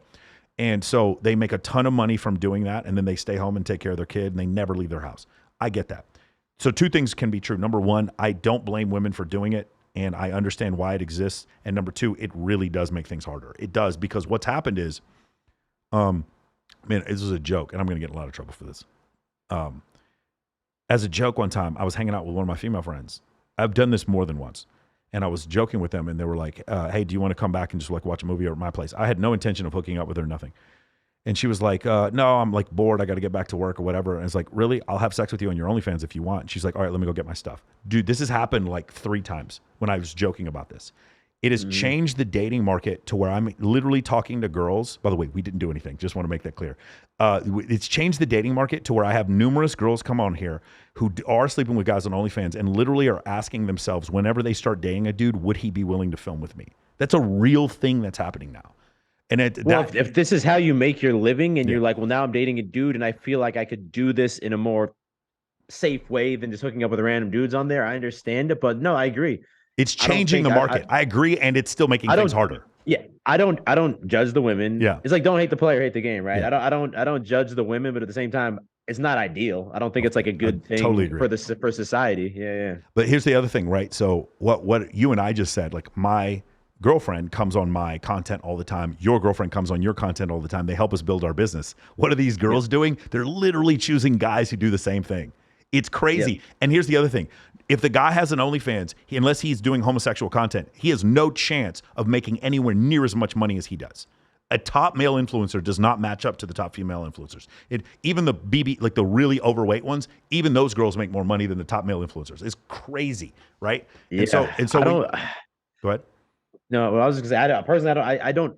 I mean, I guess I do understand the psychology of an OnlyFans subscriber, but it's tough maybe to relate to it. But I guess, do you think on average it's guys who are like kind of defeated, at least in the sense that they don't think, or are there some guys on there who are high value guys who are getting after it, but then also prefer that to watching porn or something? I don't know. Personally, I think it's the exact same thing as watching porn. I think the only difference is where some of these guys are like, a girl will come on a podcast, or you'll meet a girl at a strip. Like, a lot of times, a lot of OF lead gen is Tinder, Bumble, and Hinge. They'll have accounts, and they'll be like, hey, match with me, and then they'll send them to the OF. Or a girl will meet a guy at a nightclub or at a fucking strip club, and then they'll get the girl to do on OnlyFans. And there's a difference between like watching a porn star you will never come into contact with do stuff on camera, but she does it all the time. So this is not special versus a girl you actually met and you were like thinking about like, what is she doing? What is she thinking about? And then you actually get to see into her life, sex or no sex. I think that's the appeal for men. But to me, it's like the same thing as porn. I honestly, I don't know. I know some dudes who subscribe to OnlyFans. I know some dudes who don't, and it doesn't make any difference. For me personally, because I've had so many girls on here on OnlyFans, if they have a free one, I'll go look and see what they do because I'm very interested in how they do their content. One of the funniest things for me is that they're all hiring the same men to write those captions. Yeah, come squirt, blah, blah, blah, squirt, do this on my face, eggplant emoji, eggplant. It's the same guys. Those guys are making a killing. They're getting like 10, 20% from these girls, sometimes more, and they're just writing these incredibly vile, disgusting captions at the bottom of these posts, and it's become this entire micro industry for guys who are doing it. I know guys are just like normal dudes and like, yeah, I write captions. I copy paste. My friend Kindly Myers, she subscribes to a different girl every week, and then she steals all of the captions from them. Smart. No, I mean, from time to time, I'll do the same thing on YouTube. I'll see a video and a thumbnail that pop off for someone else. 100%. Like, I'm not even going to watch the video because I don't want to be clouded. I want it to be my own video, but that's like a proven concept. Let's do it. I have a question. Yeah. Because I don't know if it's for all, I'm sure some of these girls actually reply to the messages themselves, but for sure, some of these girls rely on management companies to handle the actual messaging. It's over 50% now. Yeah. Yeah. So, for that, I mean, I think guys are probably the same way. Okay, you're talking about like a fake, like Liver King or something, like someone who's like a fake natty, right? Who's doing steroids. You know he's doing steroids. He's saying he's not. I think it's a similar thing where hopefully these guys are aware that they're paying for a girl to message them and get that companionship or they're looking for a validation. It's just something's just wrong about that. Then the other, on the other end, there's some guy just over here, Agreed. like riding them back. It is weird. Yeah. Bilzerian was talking about that on Steve-O's podcast. It's like, it's almost always dudes. You want to know why I don't think there's as much pushback as far as with the Liver King? Liver King was literally telling you things to do that were not going to affect your life. You could eat the raw liver. You're not going to look like Liver King, right? Because you don't sprinkle in the tren on your fucking liver, so you're not going to look like it, right? But these guys are watching these girls. Maybe they're talking to dude, maybe they're not. They still get off. That's the difference. That's why they're not. And they're so embarrassed about the fact they're doing it in the first place. Who they're going to complain to? It's like somebody said this analogy. It's like getting robbed by a hooker. Who are you going to tell? Who are you going to fucking tell? Yeah, it's like a drug dealer, like somebody's stealing money from a drug dealer. Who are you going to tell? You're going to call the cops? You're a drug dealer, you know? You're in a tough place and you've already rationalized you've already rationalized to a certain extent, so it probably doesn't matter too. But maybe it's a little bit more shame on your side, but that's probably it. Yeah. But it's a really, really interesting concept. The reason why I bring it up, so I went on, like I said, I went on Bradley's content or one of his shows, and I brought up the facts about it because it's not going away. And his wife wrote him and said, "This is terrible. I can't believe you had this dude on the show." It completely taken me out of context. It was like a 60-second clip. And I was like, at no point do I recommend women do not get on OnlyFans. Let me say that clearly, okay? And by the way, if you are on there just to make a couple $100 a month, definitely don't get on there because it's going to change you for the rest of your life, and you're going to be upheld to what you do on your OF forever. So don't ever do that, right? Also, another thing, let's say you do guy-girl content and a guy pays for it, and then you take the content down. The people who paid for it still get access to the content. Someone explained that to me the other day too. That never goes away. So just understand that. I don't recommend people get on OnlyFans. But because it's a real thing, I started talking about it. And people lost their mind, bro. The comments were just like, I can't believe, don't you have a daughter? What if you do all this? And I'm like, because I'm explaining to gravity to you, like, doesn't mean I condone the dropping of Hiroshima and Nagasaki. Like, I'm just explaining the fucking fundamental force. That's what OnlyFans is. And that's it. People were so angry. Like, they want to ignore. It's almost like, like not studying World War II because we have a problem with Germany. No, you have to study the mistakes that other people made. And man, it was just so funny how people were so angry about the fact that I was even exposing the fact that women were making $50K a month on OnlyFans. They were so mad about that. Well, they don't want it to be. There's like a resistance to the reality there because the reality shows that people are able to make a lot of money like this, and that makes you feel uncomfortable with yourself, something like that. Yeah, you're supposed to, like, the girl who grows up and doesn't finish her education and starts taking a bunch of drugs and goes out and has sex with a bunch of dudes. She's supposed to pay for it later on. She's not supposed to make $300,000 a month. That's what people have a problem. Yeah, no. Again, it's not OnlyFans is not a force for good. Yeah, and I don't like the idea of it. I don't know if I was single, and I haven't been. Last time I was single was pre OnlyFans. If I was single right now, I don't think I would date a girl with OnlyFans. Yeah. Maybe if it was it's like the Instagram type content, I'd be open to it. But I don't know. I don't know that I would. I probably wouldn't. It's interesting. All right, so let's talk about this. So let's transition from the dating part of it to the fitness part of it. And Okay. let's talk about the first thing. I watched the Scott Herman video that he made about you. I thought it was extremely unfair. Like from off the gate. First off, let me just say this real quick so there's no controversy. I've been on TRT for like the last 3 fucking years. It's probably top 5 decision I've ever made in my life. If you have a problem with it, hey, let's go wrestle. Let's go fucking fight, bro. If you think you have a problem with it. My life has completely changed. I feel like I'm 19 again. I want to go play high school football again. It's been absolutely fantastic. I get my levels checked all the time. It's terrific. That's just me. But I'm a lot older than you. I'm 45 years old, right? It was not 42 years old. There was no question. I'm in the 300s with my total, and I was like, I want to get back up into the 800s, and they did it, and it was perfect, and everything's been great since then.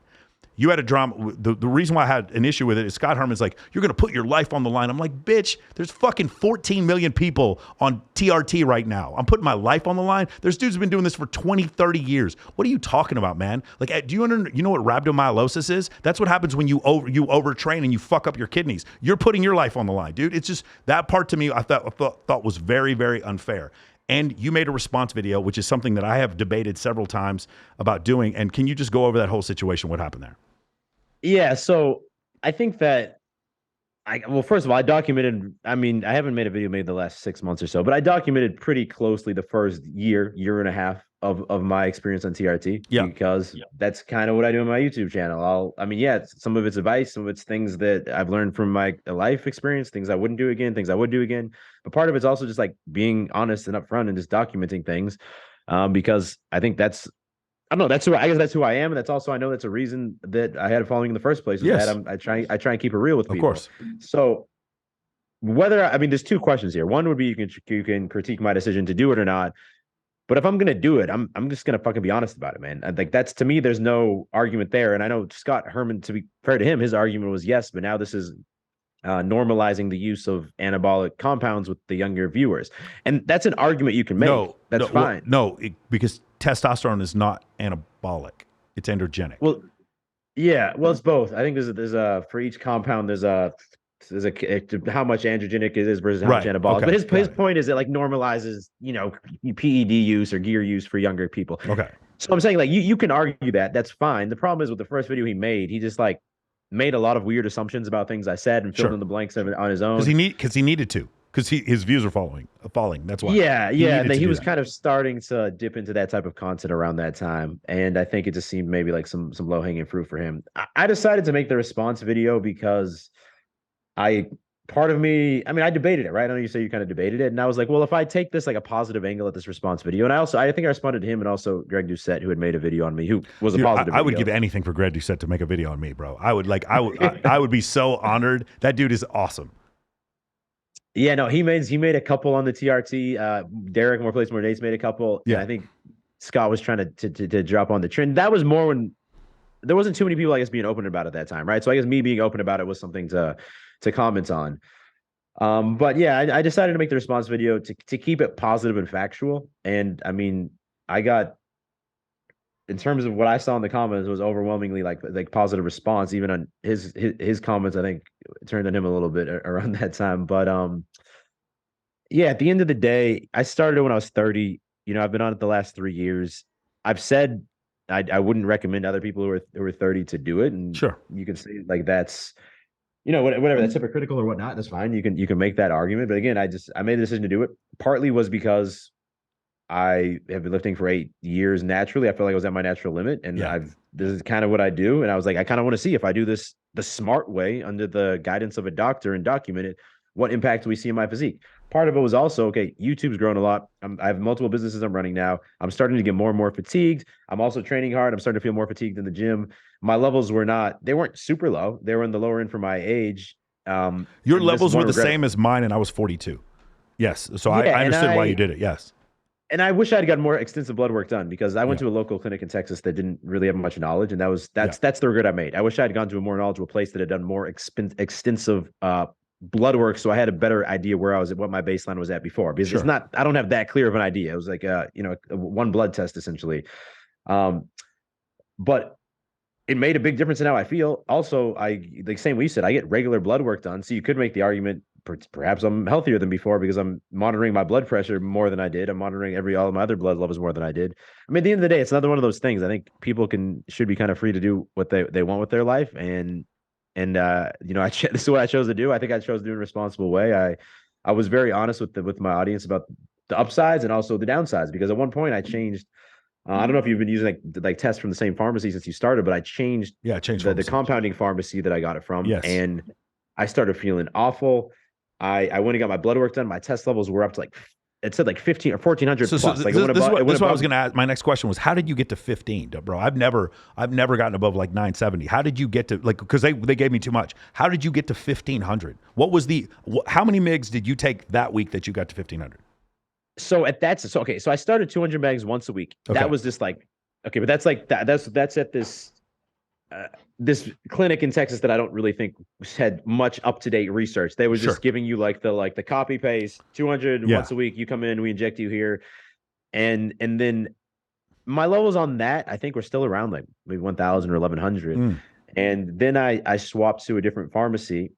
And it was fine then. I was monitoring the levels. Slowly, I started to actually titrate down, because I actually went. So I started at 200. Yeah. Since then, I went all the way down to 100. Now I'm around like maybe 35 a week. Yeah. But I think I was at 175 a week, and I changed pharmacies for a second time. Just the clinic I was working with changed compounding pharmacies, and I still don't know, because I don't have any way of testing this shit at home, right? I don't know. I just know that my body reacted differently to when I switched the vials that I was getting from a different pharmacy, and all of a sudden my test shot up to 1,500 plus, and I felt awful. Oh, so you don't know if you accidentally took 400 in a week. You just because they may have screwed up at the compounding pharmacy. For those of you guys don't know, it's not a regular pharmacy where you would go get this stuff. There's these pharmacies where they actually have like certain licenses, and in some states you can't even get these licenses. So like in the state of Nevada, I can go to a compound. I cannot go to a clinic and then leave with tests. I have to get a prescription from the clinic, go to a compound pharmacy. Also, certain things like HCG cannot be compounded in a pharmacy. Again, it's against federal law now. So what you have to do is you have to literally buy HCG fully packaged from a compound pharmacy, and there's a low supply of it. So a lot of people have switched over to Kisspeptin and Ganatorilin. So that's essentially what's happened. So there's different rules when it comes to this. If you go to a place like Ageless Men, you can in Nevada, you can get a shot in your butt in the pharmacy. In California, you can actually leave with your prescription. So the laws are different in different places. Yeah. But yeah, the long story short, I changed the compounded pharmacy, and I don't know if it was compounded differently, if there was some mistake, but I immediately felt worse, which is something I always try and tell. Like, the more test is not the better, right? There's some. Were your hands tingling? Where, like, was it like super high blood pressure? Were your hands tingling? You feel shit in your elbows and shit like that? That's what happened to me. Yeah, for sure. Like super high blood pressure. I felt chest tightness. Yeah. I felt really warm, hot all the time. I couldn't sleep at night, and then that's when I went and got the blood work done, and I was like, what happened? It's 1,500 plus, and then I stopped injecting for a couple of weeks to like try and get it down. My doctor told me he told me don't even stop injecting. But I was like, bro, I feel so awful. I'm just trying to figure this out. I went back to the other pharmacy, and then things worked back to normal. But also, like, I made changes, because at first I was injecting subcutaneous into my belly fat, and then I changed to intramuscular in my ventral glute on the side. Yeah. And I think that allowed my body to uptake it more, because that led to an increase at the same dose, which then led me to dropping the dose. And then I did start finasteride, just because I don't want to lose the hair I have a high hairline. I always have, but I don't want it to be any higher than it is. And when I started taking that, because that prevents the conversion from test to DHT, I noticed that also led to an increase in test levels. So that's why. Yeah, okay, that makes sense. My dose is trended down. So for those of you who don't know, if you take test and you have a lot of body fat, it will aromatize into estrogen. Or if your body's natural testosterone will aromatize to estrogen, the DHT does not. So if you take like Anavar does not aromatize into estrogen. It's a different type.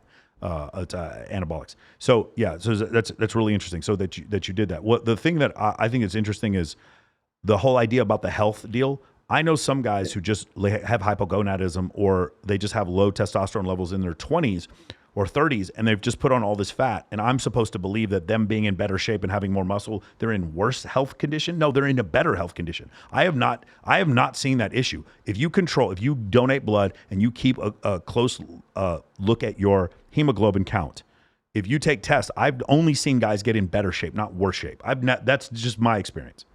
No, I've never seen that. Yeah, I think the main thing is just get consistent blood work done and like adjust if you need to. And, you didn't have a weight problem. I've seen guys that have a weight problem because. Oh yeah. And like, I mean, I definitely, when I was at 200 a week and I went up to 1,500, if you look at some of my old videos, I definitely put on weight. I was also living in Texas and eating a crazy amount of breakfast tacos Bro, every day. But love them so breakfast I'm tacos, about bro. 10 to 15. I'm probably about 15 pounds lighter Get now them than I was. churros, get them churros. But if you look at some of my videos from like 2 years ago, I had Yeah, this really like puffy face. But yeah, I don't think that was from the test. I think that was I was going ham on the taco. yeah, yeah. No, for what happened for me is probably the drop off happened maybe around 38 to maybe 42, and I remember going to the gym just as much, and my waist got bigger and my arms just got smaller, but it was the same workout. Then I started to, I'm about 6'2", 235. So when I started taking tests, my waist started getting smaller, like the fat around my waist started getting smaller, and my arms got bigger. That's essentially, if you want to know like what it would do physiologically, that's what I noticed. And it was the same amount of workout, the same amount of protein, but what happened was my body was converting it into muscle at a higher rate. I was getting over injuries quicker, and I mean, obviously the sex life, like I'm dating a girl 20 years younger than me now. So like those were the things that significantly changed for me. Yeah, no, I think it's something that if I hadn't done it then and I wasn't on it now, and again, part of that played into it was that I'm an influencer and I make content around my body, and like, that played into my decision to doing it. But I think if it wasn't for that, it's still something I would personally choose to do, albeit a bit later in life than I chose to do it. But yeah, I mean, there's a lot, one of those things. Again, you get your blood work done, try and find a clinic that specializes in this, not just like the Yes. one, because every state has some of these local men's clinics. Maybe not every state. I don't want to say that because I know it's different state by state. But a lot of states have these local men's clinics where you'll go in and they'll just inject you, bro, and they won't ask too many questions. They'll just do it. It's the For business sure. model.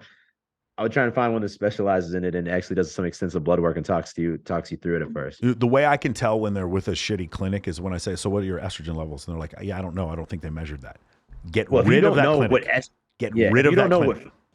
if you don't know what your SHBG levels are, if you don't understand the difference between total test and free test, if you haven't looked at like your complete blood profile, if you haven't looked at your kidney and your liver, like just like if you go in and they only test your total testosterone, which is what happened with me, Yeah. run. There's a certain amount of your total testosterone that gets absorbed by your body, and there's a certain amount that does not get absorbed by your body, that gets bound to other compounds. I'm just the simple, quick and dirty. Yeah. And then also, as you have more body fat, that body fat will aromatize the testosterone into estrogen. So your estrogen levels will go up, and you'll see the guys with the man boobs. That's where that comes from, right? As they get older, you'll see that. So the body fat actually double fucks you because it causes your body is now producing less testosterone, and the testosterone that you do produce is turned into estrogen. So that's why it's really important at a younger age, when your joints still work, when your lower back and your hips and your knees still work, that you keep that weight off, because when you're 50 and you've had knee surgery and you're having trouble getting out there and move around, and you've got like 40, 50 pounds of extra fat, it becomes exponentially more difficult to get that fat off as you get older. And so that's the reason why you have to deal with something like this now, which is why I go back to what I was saying before. When you have a guy who's obese and he's working out all the time, I've seen people stay obese. No, obviously they could have a caloric deficit, but their body's just not producing testosterone. When they take tests and they lose all this weight, I think that's a health benefit. That's just my opinion. Yeah, you can't look at things in a vacuum, right? Yeah. Everything there's a full story to each thing. Yeah. Obviously, if test is the thing that you're deficient in, and it for a lot of people, are they truly whether they're hypogonadal or there's something else going on, like it could for sure be an objective straight benefit for your life. Yeah. In my case, like Scott Herman did, you can argue different things, but for some people, it's pretty clear cut that was a positive benefit. Yeah, I have a buddy of mine. He told me his total test is 950, and he's in his 50s. He's in his 50s. I was like, yeah, bro, you don't need to be taking tests. Like there's some people. It's a miracle cure if you don't have it.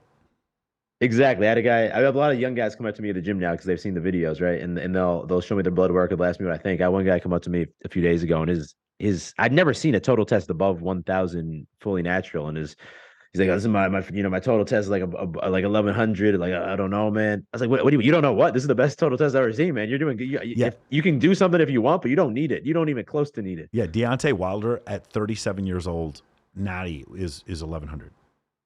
Is it natty though? He's not, I don't know if he is, but that's what he claims. Deontay Wilder is not natty. I don't know. I mean, I don't know. I mean, like the reason, people, I don't know if I listen too much to what people claim. I don't know. With him, specifically, I have no idea. With what I've seen is that like one of the reasons why I don't think Gregor Gallagher takes anything is because he's not that big. He's just really cut, and he's got this really like this. The easiest way is when you look at their delts and their correct, traps. Correct. The delts and the traps, and they say there's a lot of androgen receptors there, but they have this inflated look. Or when the guy is lean and you see that, you know, he has a six pack, for example, but his muscles still have this like full dry look to them. Yeah. That's like, it's just, there's a dead giveaway. Yeah. When natty people are lean, they have like weird deflated parts of their chest.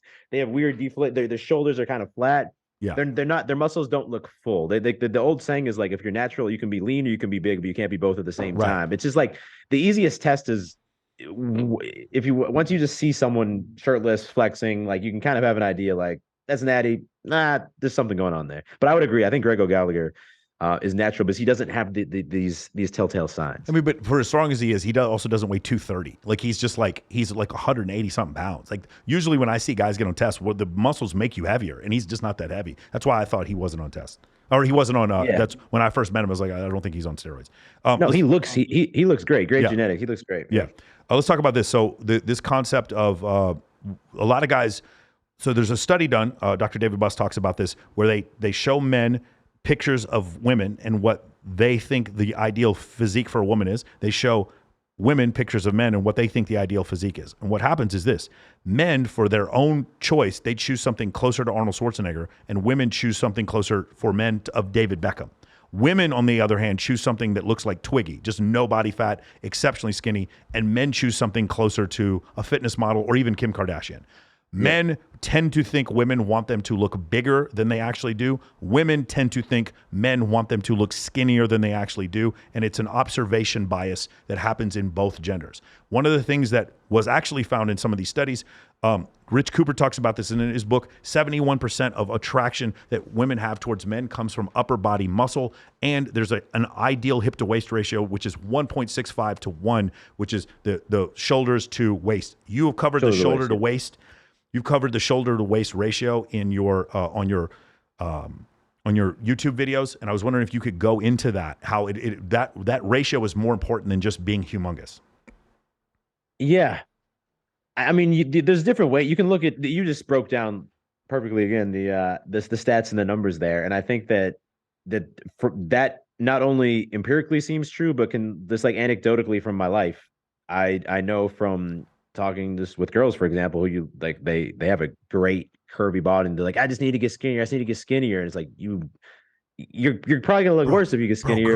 Girls with ass, and they start saying, I want to get skinnier, and I'm like, just shut the fuck up. No, I know. And no, like, girl, you're please. nice to me. Like, you come to the gym and just make me want to work out harder every day when I see that thing walk by. Don't lose your weight, please. Your man doesn't like that. That's because your man probably sees dudes on the sides. Just leave your man. That is perfect. Stop. No, you don't need to lose any more weight.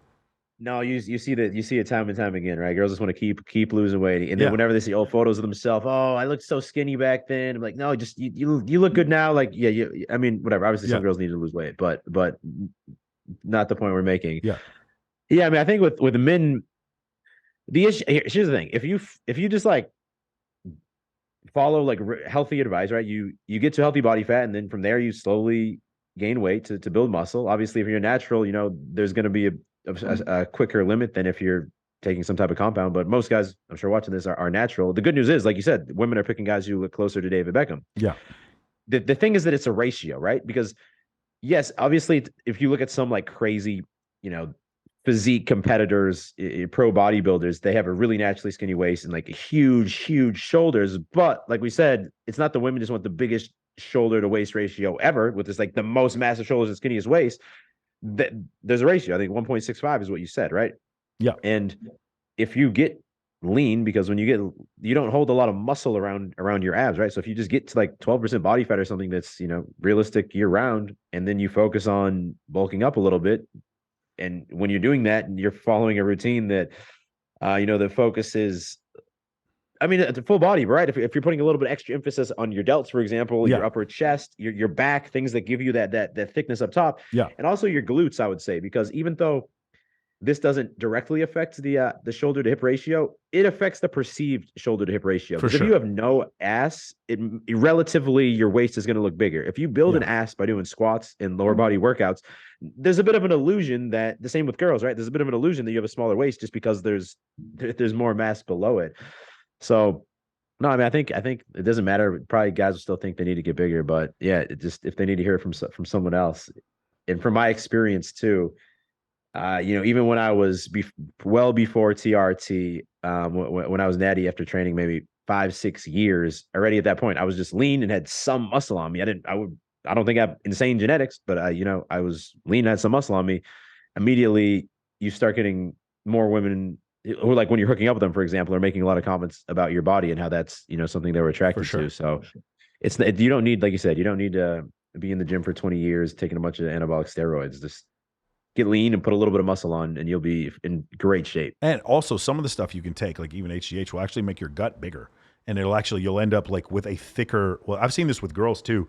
Like they'll take stuff and they'll start doing deadlifts, and because of their obliques, their waist actually gets thicker and it's less attractive. They actually more boxy, more masculine physique because of it. That's not what you want. You don't want to do that. So the things you said before, working out delts, you can actually put maybe an inch on your total, like your shoulder width, right?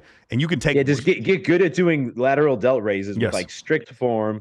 The one tip I always give guys is like don't let the weight like rest on your hips at the bottom, because that removes like all tension from the delt muscle. If you stop about 12 inches before you get there, it's going to be a much like more effective range of motion, which can help. But yeah, that's like the crucial muscle that you should, if you're going to put a little extra volume into any muscle, have it be those medial delts. So you might be able to put like an inch or two, maybe I'm saying too much, on your shoulders, but you can take several inches off your waist. Most 75%, unless you're a really skinny dude. Yes. Yeah. 75% of Americans are obese. You can take some inches off your weight. Like those fat inches are actual inches, whereas with your shoulders, it might not be inches. And then there's another study. I don't know if you saw Greg Doucette.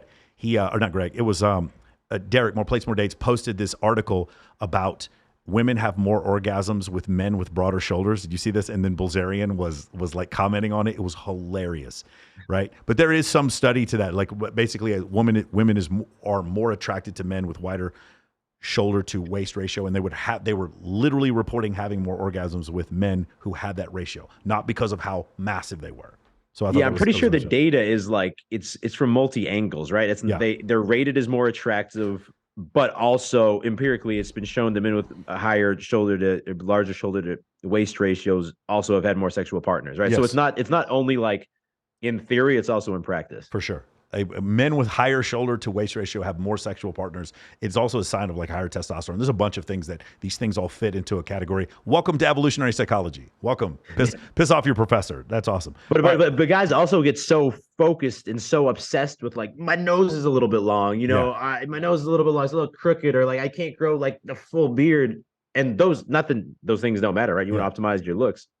But at the end of the day, like this is like the one golden rule that really makes the biggest impact. So I want you to consider, as a man looking at a woman that you would want to have babies with, let's say 50,000 years ago, her facial symmetry, her signs of youth, and her hip to waist ratio are things that show you that she has good genetics and that she would be able to carry a child to term. Like hips that are too narrow, that can actually kill a woman. It could kill the baby. So that's the reason why we look for a certain hip to waist ratio. As a woman, she's not looking at our face, because our face, the symmetry of a masculine face, is not going to kill the gazelle and protect us from the bear, or protect us from getting assaulted by another tribe. What's going to do that is the upper body muscularity. That is far more important than your nose. That's where men get that wrong, because what happens is, this is the reason why men send women dick pics.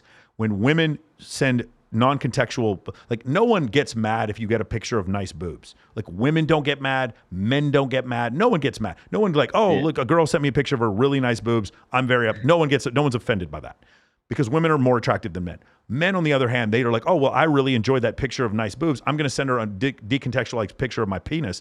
And then she's like, ooh, this is gross. Because what we're doing is we're conflating what we find attractive in women, and then we think that they find the same thing attractive as in us, and that's why we're worried about our nose, right? Or like a lot of bald-headed men are very, very attractive to women because they still have the physique, the shoulder to waist ratio. But also, if you're having sex with a girl, right, it's pretty obvious that like foreplay is more important to them, right? Sure. Like the emotion and the story and the mindset behind it is what turns them on. With the guy, like you mentioned at the beginning, a girl can be really attractive, even if she just lies there. Like, you're still usually going to get aroused. It doesn't work. It's different. It's different. Yeah, women do not have to be good in bed. You disagree with me if you guys want. They don't. Super attractive women do not. It's helpful, but they don't have to be good in bed. They don't have to work on their dating profile. They don't have to do anything. They take really pretty pictures. They stay in shape. That's it. Like, they're fun. There's no technique they got to learn. It's pretty funny. All right, we went over fake. Yeah, go We, ahead. we went over fake naturals. We already covered that. It was interesting. I've heard the same thing about the traps and the delts about being more androgen receptors up here, and that's one way that you can tell. Let me say the another thing I thought that was interesting: the workout you become comfortable with. Now, Jay Cutler came on here, and I've been kind of doing his workout, which is basically it's like 210 reps per muscle group per day. So he does a 4-day split, I believe. I don't want to take him out of context here, but like so biceps would be it would be 3 sets of 10 for 7 exercises for biceps. So biceps, pull up, like all this kind of stuff. And then he would do chest and triceps one day or whatever. But he does the same exercises over and over again. I found myself doing that. And the whole comfortability thing where you said people get used to their own workouts. The Romanian deadlifts and the Bulgarian Split squats. yeah, it's split squats. Those things, because of ACL reconstruction, I was looking at those like, man, I'm kind of afraid to do those. But I've made myself do those recently because I'm starting to realize like I'm getting too used to only doing exercises that I feel comfortable. Can you go into that whole concept? Yeah, well, this doesn't really apply to someone like Jay Cutler, Yeah. just to make that clear up front. But I think that a lot of times when guys get introduced to the gym, a lot of times it's like you just go with your bro who lifts, or you find this one routine online, you stick to that. And just because like you're comfortable with, and this is more for people, well, maybe some guys have been going to the gym for a while and just sticking with the same exercise just Yeah. because they're comfortable with it. The point is just because it was like the initial set of exercises you did doesn't mean that it's going to be the most effective exercises you can do, right? It's like anything in life, right? Just because let's say you, the gains you make at first are the easiest to make also, right? And that's the same as, I don't know, well, anyway, right? There's a bit, there's diminishing marginal returns. Rookie gain. So like when you first start going to the gym, you start seeing a level of increased muscle mass, and you're not going to ever really get back to that. By the way, same thing happens when you first start taking tests. You'll never, those first 10 weeks, you're never going to be able to replicate that. Yeah, no, it's the same. It's there's been different guys who've modeled it. Lyle McDonald did his model shows that, you know, your first year of natural weightlifting, you could potentially put on 20 to 25 pounds, but then by year 4 plus, like it's 1 to 3 pounds you're putting on like max, right? Yeah. That's natural. And I think 20 to 25 maybe a bit more than people are going to see. But the point is, yeah, and it kind of happens again when you get on test, right? Like the first year on test, you might put on additional 10 pounds of muscle, but then after that, it's kind of like your new baseline. Unless, of course, maybe you start working in some HGH or you increase the dose of test, you work a little bit of DECA or trin in there. It's the same idea. But to get back to the exercise selection, yeah, no, I think that you know, it helps to try different like proven routines from people who maybe not just look good, but people who have a history in exercise science, right? So like, I mean, like look at like the basic routines people do. It's like a 3-day full body, you know, 6-day push pull legs. You do like a 4-day upper lower split. Yeah. There's basic ways to do it. But yeah, I think a lot of guys will stray away from, especially with lower body exercises, things like an RDL or a Bulgarian split squat, because it seems like, I don't know, it's just gonna be because it kind of sucks. Fucking hurts. Right? You're sore as shit Yeah. the next day. You can't stand up. It fucking hurts. That's why. Whereas when guys will come in and do, you know, shoulder press and biceps and chest press all day long, which is not bad. Yeah. But you also want to make sure you're following a balanced routine. Yeah. Yeah, for sure, man. Definitely. Using the gym to escape your life. So one of the things you also mentioned was this concept of like people going to the gym and then they're still like, they don't fix it. There's a lot of guys here like that in Vegas who are incredibly good looking dudes. These guys are like VIP hosts or male strippers or whatever, but they're sleeping on people's couches. They only have time for the gym and they don't work on any other concepts in their life.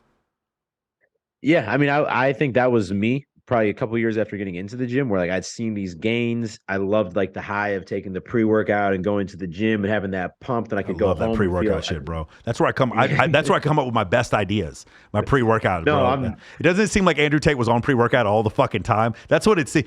That was the trick. Yes, that was the trick, dude. When I go down to the gym and I would call my friends and I would be like, "This is what I'm gonna talk about on the next podcast," and I'm on the pre and I'm like fucking doing curls or whatever, and I was like, "That's how he seems out of every fucking interview." No, it's true. I definitely have a bad. Probably everybody does at least. Like I have a bad habit of taking the pre, and then I get side tangent with like something I'm working on, or some brainstorming or something, and it's like 3 hours later. I'm like, fuck, I actually need to get to the gym now. My face is all itchy and shit because I took the fucking lit. I'm like, oh, I gotta get back to the gym. What happened? Yeah, no, I love taking pre. Yeah, but I think that you see it a lot. You see a lot of guys who are jacked at the gym. Maybe they're not even that jacked. You know, maybe they're just, you know, they don't have an optimal training or diet, but they almost live at the gym, or they go to school or they go to their job in the gym, and the gym gives them that sense of purpose and growth and discipline and accomplishment. And it's not a bad thing, but it's a lot better if you use it as like a gateway drug to like, how do I start building up the rest of my life? You know, each week Yeah. I go to the gym and I can lift one rep more with my bench press, or I can add, 2.5 pounds on each side. Well, it would be good to see more guys now try and apply that to their dating life they've been hiding from, or towards their career that they're not happy about. Because I think a lot of times guys will take like a false sense of refuge and just like, I'm a gym bro, and like, and that's my identity. Yeah, I'm hitting my workouts every day. I'm grinding in the gym, but like you said, maybe they're sleeping on their buddy's couch, or they're just working the same dead end job that Yeah, they've just kind a of completed. bartender who just like literally just like slept with hundreds of women, but like has no savings whatsoever. Just see a lot of guys like that, you know. Um, A lot, yeah. so I also love the 6 exercises that you talked about: the Bulgarian split squats, the incline dumbbell press, Romanian deadlift, which is something I'm going to start trying to do. I'm going to start doing that today. The overhead pull, the seated dumbbell press, and then the humble row. I did the humble row last night. I'd never tried that. I usually just bend over and then I just take 65-pound weights and I pull them back like this. But I tried it with putting the bench up like this and then did it like that was the first time. And I put my knee down in the seat part. But yeah, that's really interesting. You liked those as a basis to build the physique that you wanted. Yeah, I mean, there's fundamental movement patterns, right? There's a hip hinge, which is like a deadlift, and that's going to focus more on like your glutes and hamstrings. There's a horizontal press, which is going to focus more on your chest. There's, vertical press, which is going to focus more on your delts. Same thing. Then you have a vertical pull, a horizontal pull. Then you have like more of a squat motion that's a bit more knee dominant. It's going to focus more on your quadriceps. And and those is what, because when you're doing those, you're hitting every muscle in your body. Those are like the fundamental human movement patterns. So if you're making sure that those are staples in your routine, it's still good to hit, crank out some curls, like we said, do definitely hit some lateral delt raises. But getting really good at the basics, and those, just from my experience, are the most effective exercises that effectively target those specific movements, and without a high risk of injury, but also without just doing a machine to do it, where maybe you're not getting as much like stability work and building as much of like the connective tissue. But yeah, that's what it's about. I mean, maybe that's more my my strength coach background, but if you build strength in the fundamental movement patterns, like that's also how athletes like take their game Yes, to the next and level. don't get They just injured. Yeah. Yeah, When if you talk to exactly. a Yep. good strength coach, the first thing they tell you is the point of this is to not get injured. It's not to get stronger. Then the second point is to get really strong. Yeah, but those are like every movement you do in life is some variation of those type of things. You Yeah. fall down, you something drops on the ground, you pick it up. That's a deadlift. That's a hip hinge. That's why most people kind of develop bad low back pain as they get older, is because they don't understand. They just bend their back down and like, or like lean over. Whereas if you learn how to deadlift, then now you know this hip hinge, which is cool. Maybe you can deadlift a bunch of weight. But also, as you get older, you have a proper movement pattern for being able to pick things up off the ground, and then you're not going to have lower back pain. Uh, One thing, Rich Cooper talked about this about being a solopreneur. I have partners in my business. I have probably 8 guys on my sales team. I have one girl who's only one person on salary. Everyone in my entire company works on commission, except for one person who does my social media. So my company, is probably 25 people total in there. And when I talked to you, when I heard about you and Rich Cooper, you guys are like kind of doing it on your own. Um, you guys, do you have a team? Do you have W-9 employees? How is it that you operate your business? So I've oscillated between different things. At first, I was stubborn. I would do everything, and then Were you then taking I your own was sales calls for like the coaching program? Were you doing that? no. So Okay. that's something that Dave and I do together. I know Dave Prouty. You Yeah, spoke Dave. to So him. yeah, Dave Parada was the one who was telling me this. He was telling me that you edit your own videos and that you guys were doing your own, like a bunch of your own stuff, like on your own, like without hiring a team.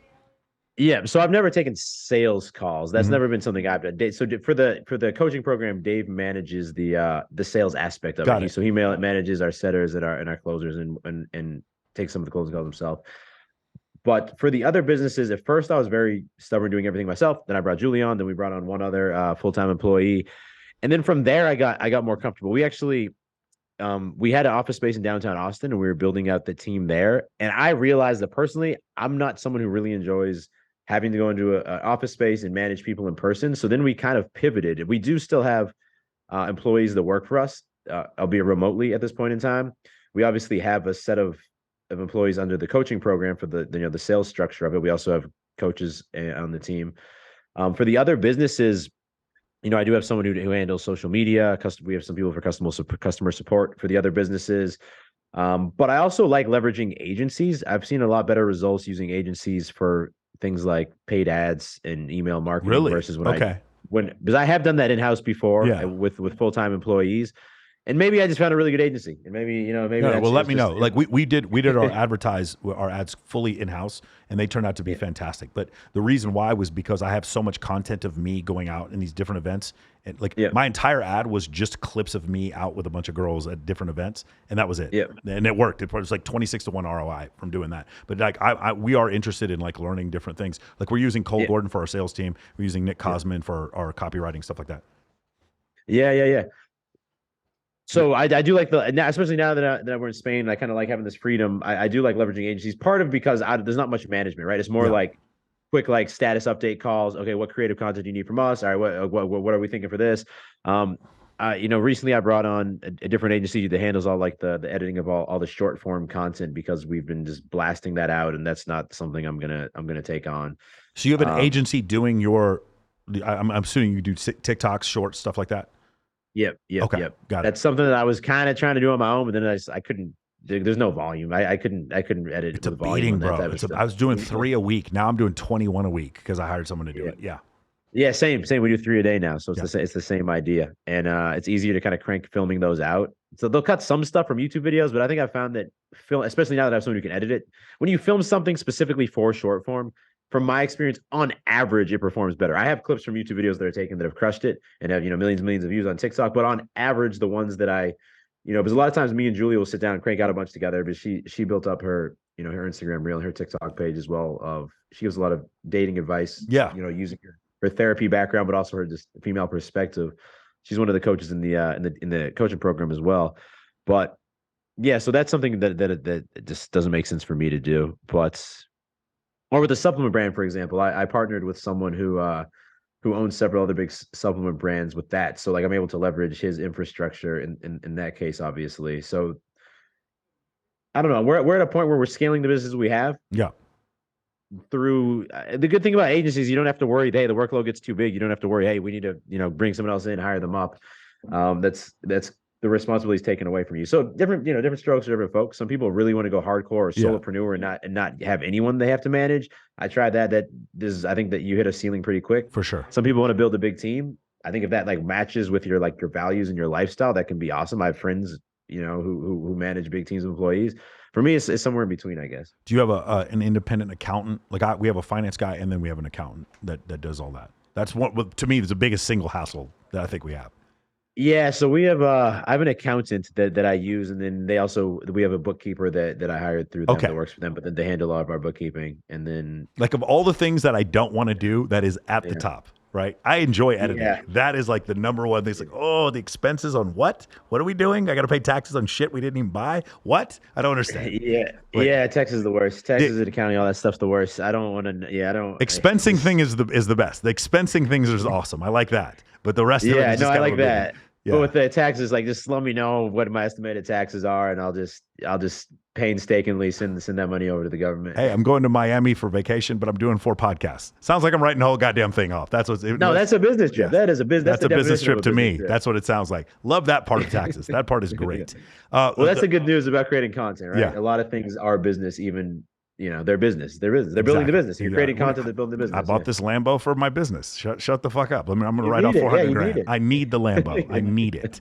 Last thing I want to ask you about multitasking. This is something I harp on. The one thing was a book written by Gary Keller from Keller Williams Realty, and he showed studies that show that multitasking is a myth. A lot of people legitimately think they can do like 5 or 6 things at the same time, and there is numerous, especially, no offense, but especially women who believe this. I'm really good at multitasking. There is no such thing as multitasking. You are literally just doing several things inefficiently. Worst job. Yeah. It's the worst thing ever. Can you talk about how has multitasking been like a big thing for you, or like understanding multitasking has been a big thing for you?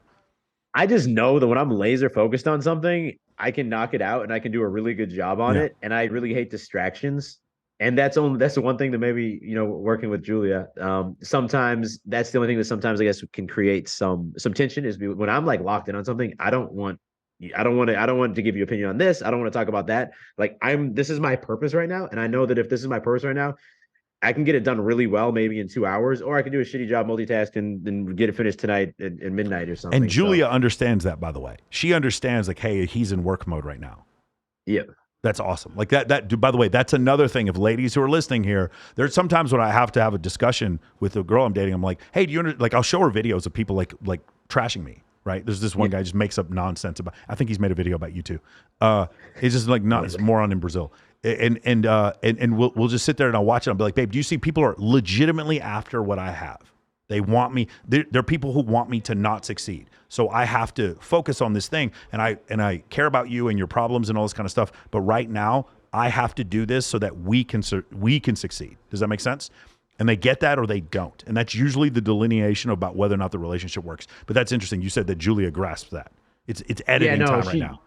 She does, and I mean, from time to time there'll be an opinion on something she wants, and whatever. But you can make it happen. But usually she's a good job. We have a couple dogs, so usually she's pretty good. All right, I'm gonna go take the dogs to the beach. Yeah, leave you two in the next few hours. I will be back. It's so great.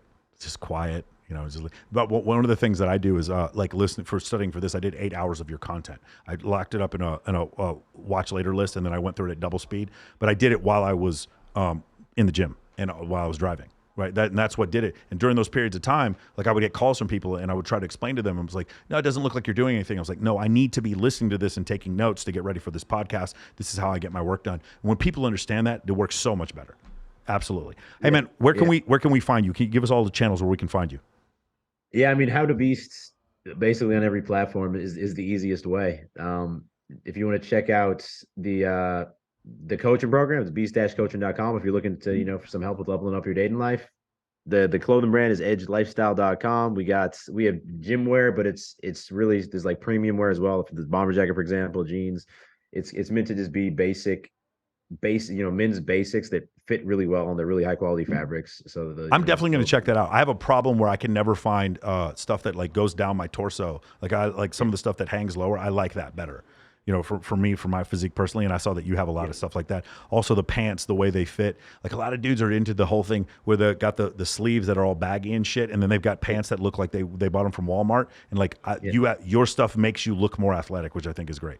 Yeah, no, I'll send you. Our joggers are by far our top selling product. Yeah. That crushes with ads. That's what keeps people coming back for more. So I didn't even know what a fucking jogger was till I watched your shit, bro. That's awesome. I need some joggers. That's what I need. We'll send you some. We'll send you some. You just gotta send me what you want after this. Yeah, beautiful.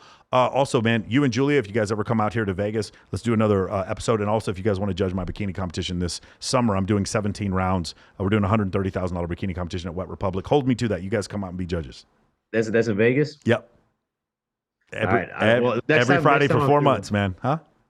No, so next time I'm through Vegas. I'm coming back to the States actually Friday, but it's a quick trip for a few just like things I got to take care of quick, and we'll see my family and then quick in Texas. But I will next time in Vegas for sure. 100%. Okay. Awesome, man. We'll talk to you soon, guys. Thank you guys for joining us. Really glad that I finally got David on here. He's definitely like right in the middle of what my clients and my fan base wants to, or the subscribers want to see. So I'm really happy to have you on there. Somebody who's leveling up in different parts of your life with your physique, and you have a marriage that's working and a business that is working out really well. And I think that's what a lot of people are looking forward to. So thanks again for joining us. For the rest of you guys, we got some great guests coming on in the next couple of weeks. For those of you coming out to Super Bowl, I'm working the Maxim Party and the Babes and Ballers event, so let me know if you guys want to come out to that. For those of you who want to come to the Maxim Carnival Party, hit me up with that. If those of you who want to come to Babes in Toyland in March or Babes in Toyland in Miami in April, let me know about that, and I will see all of the rest of you next week.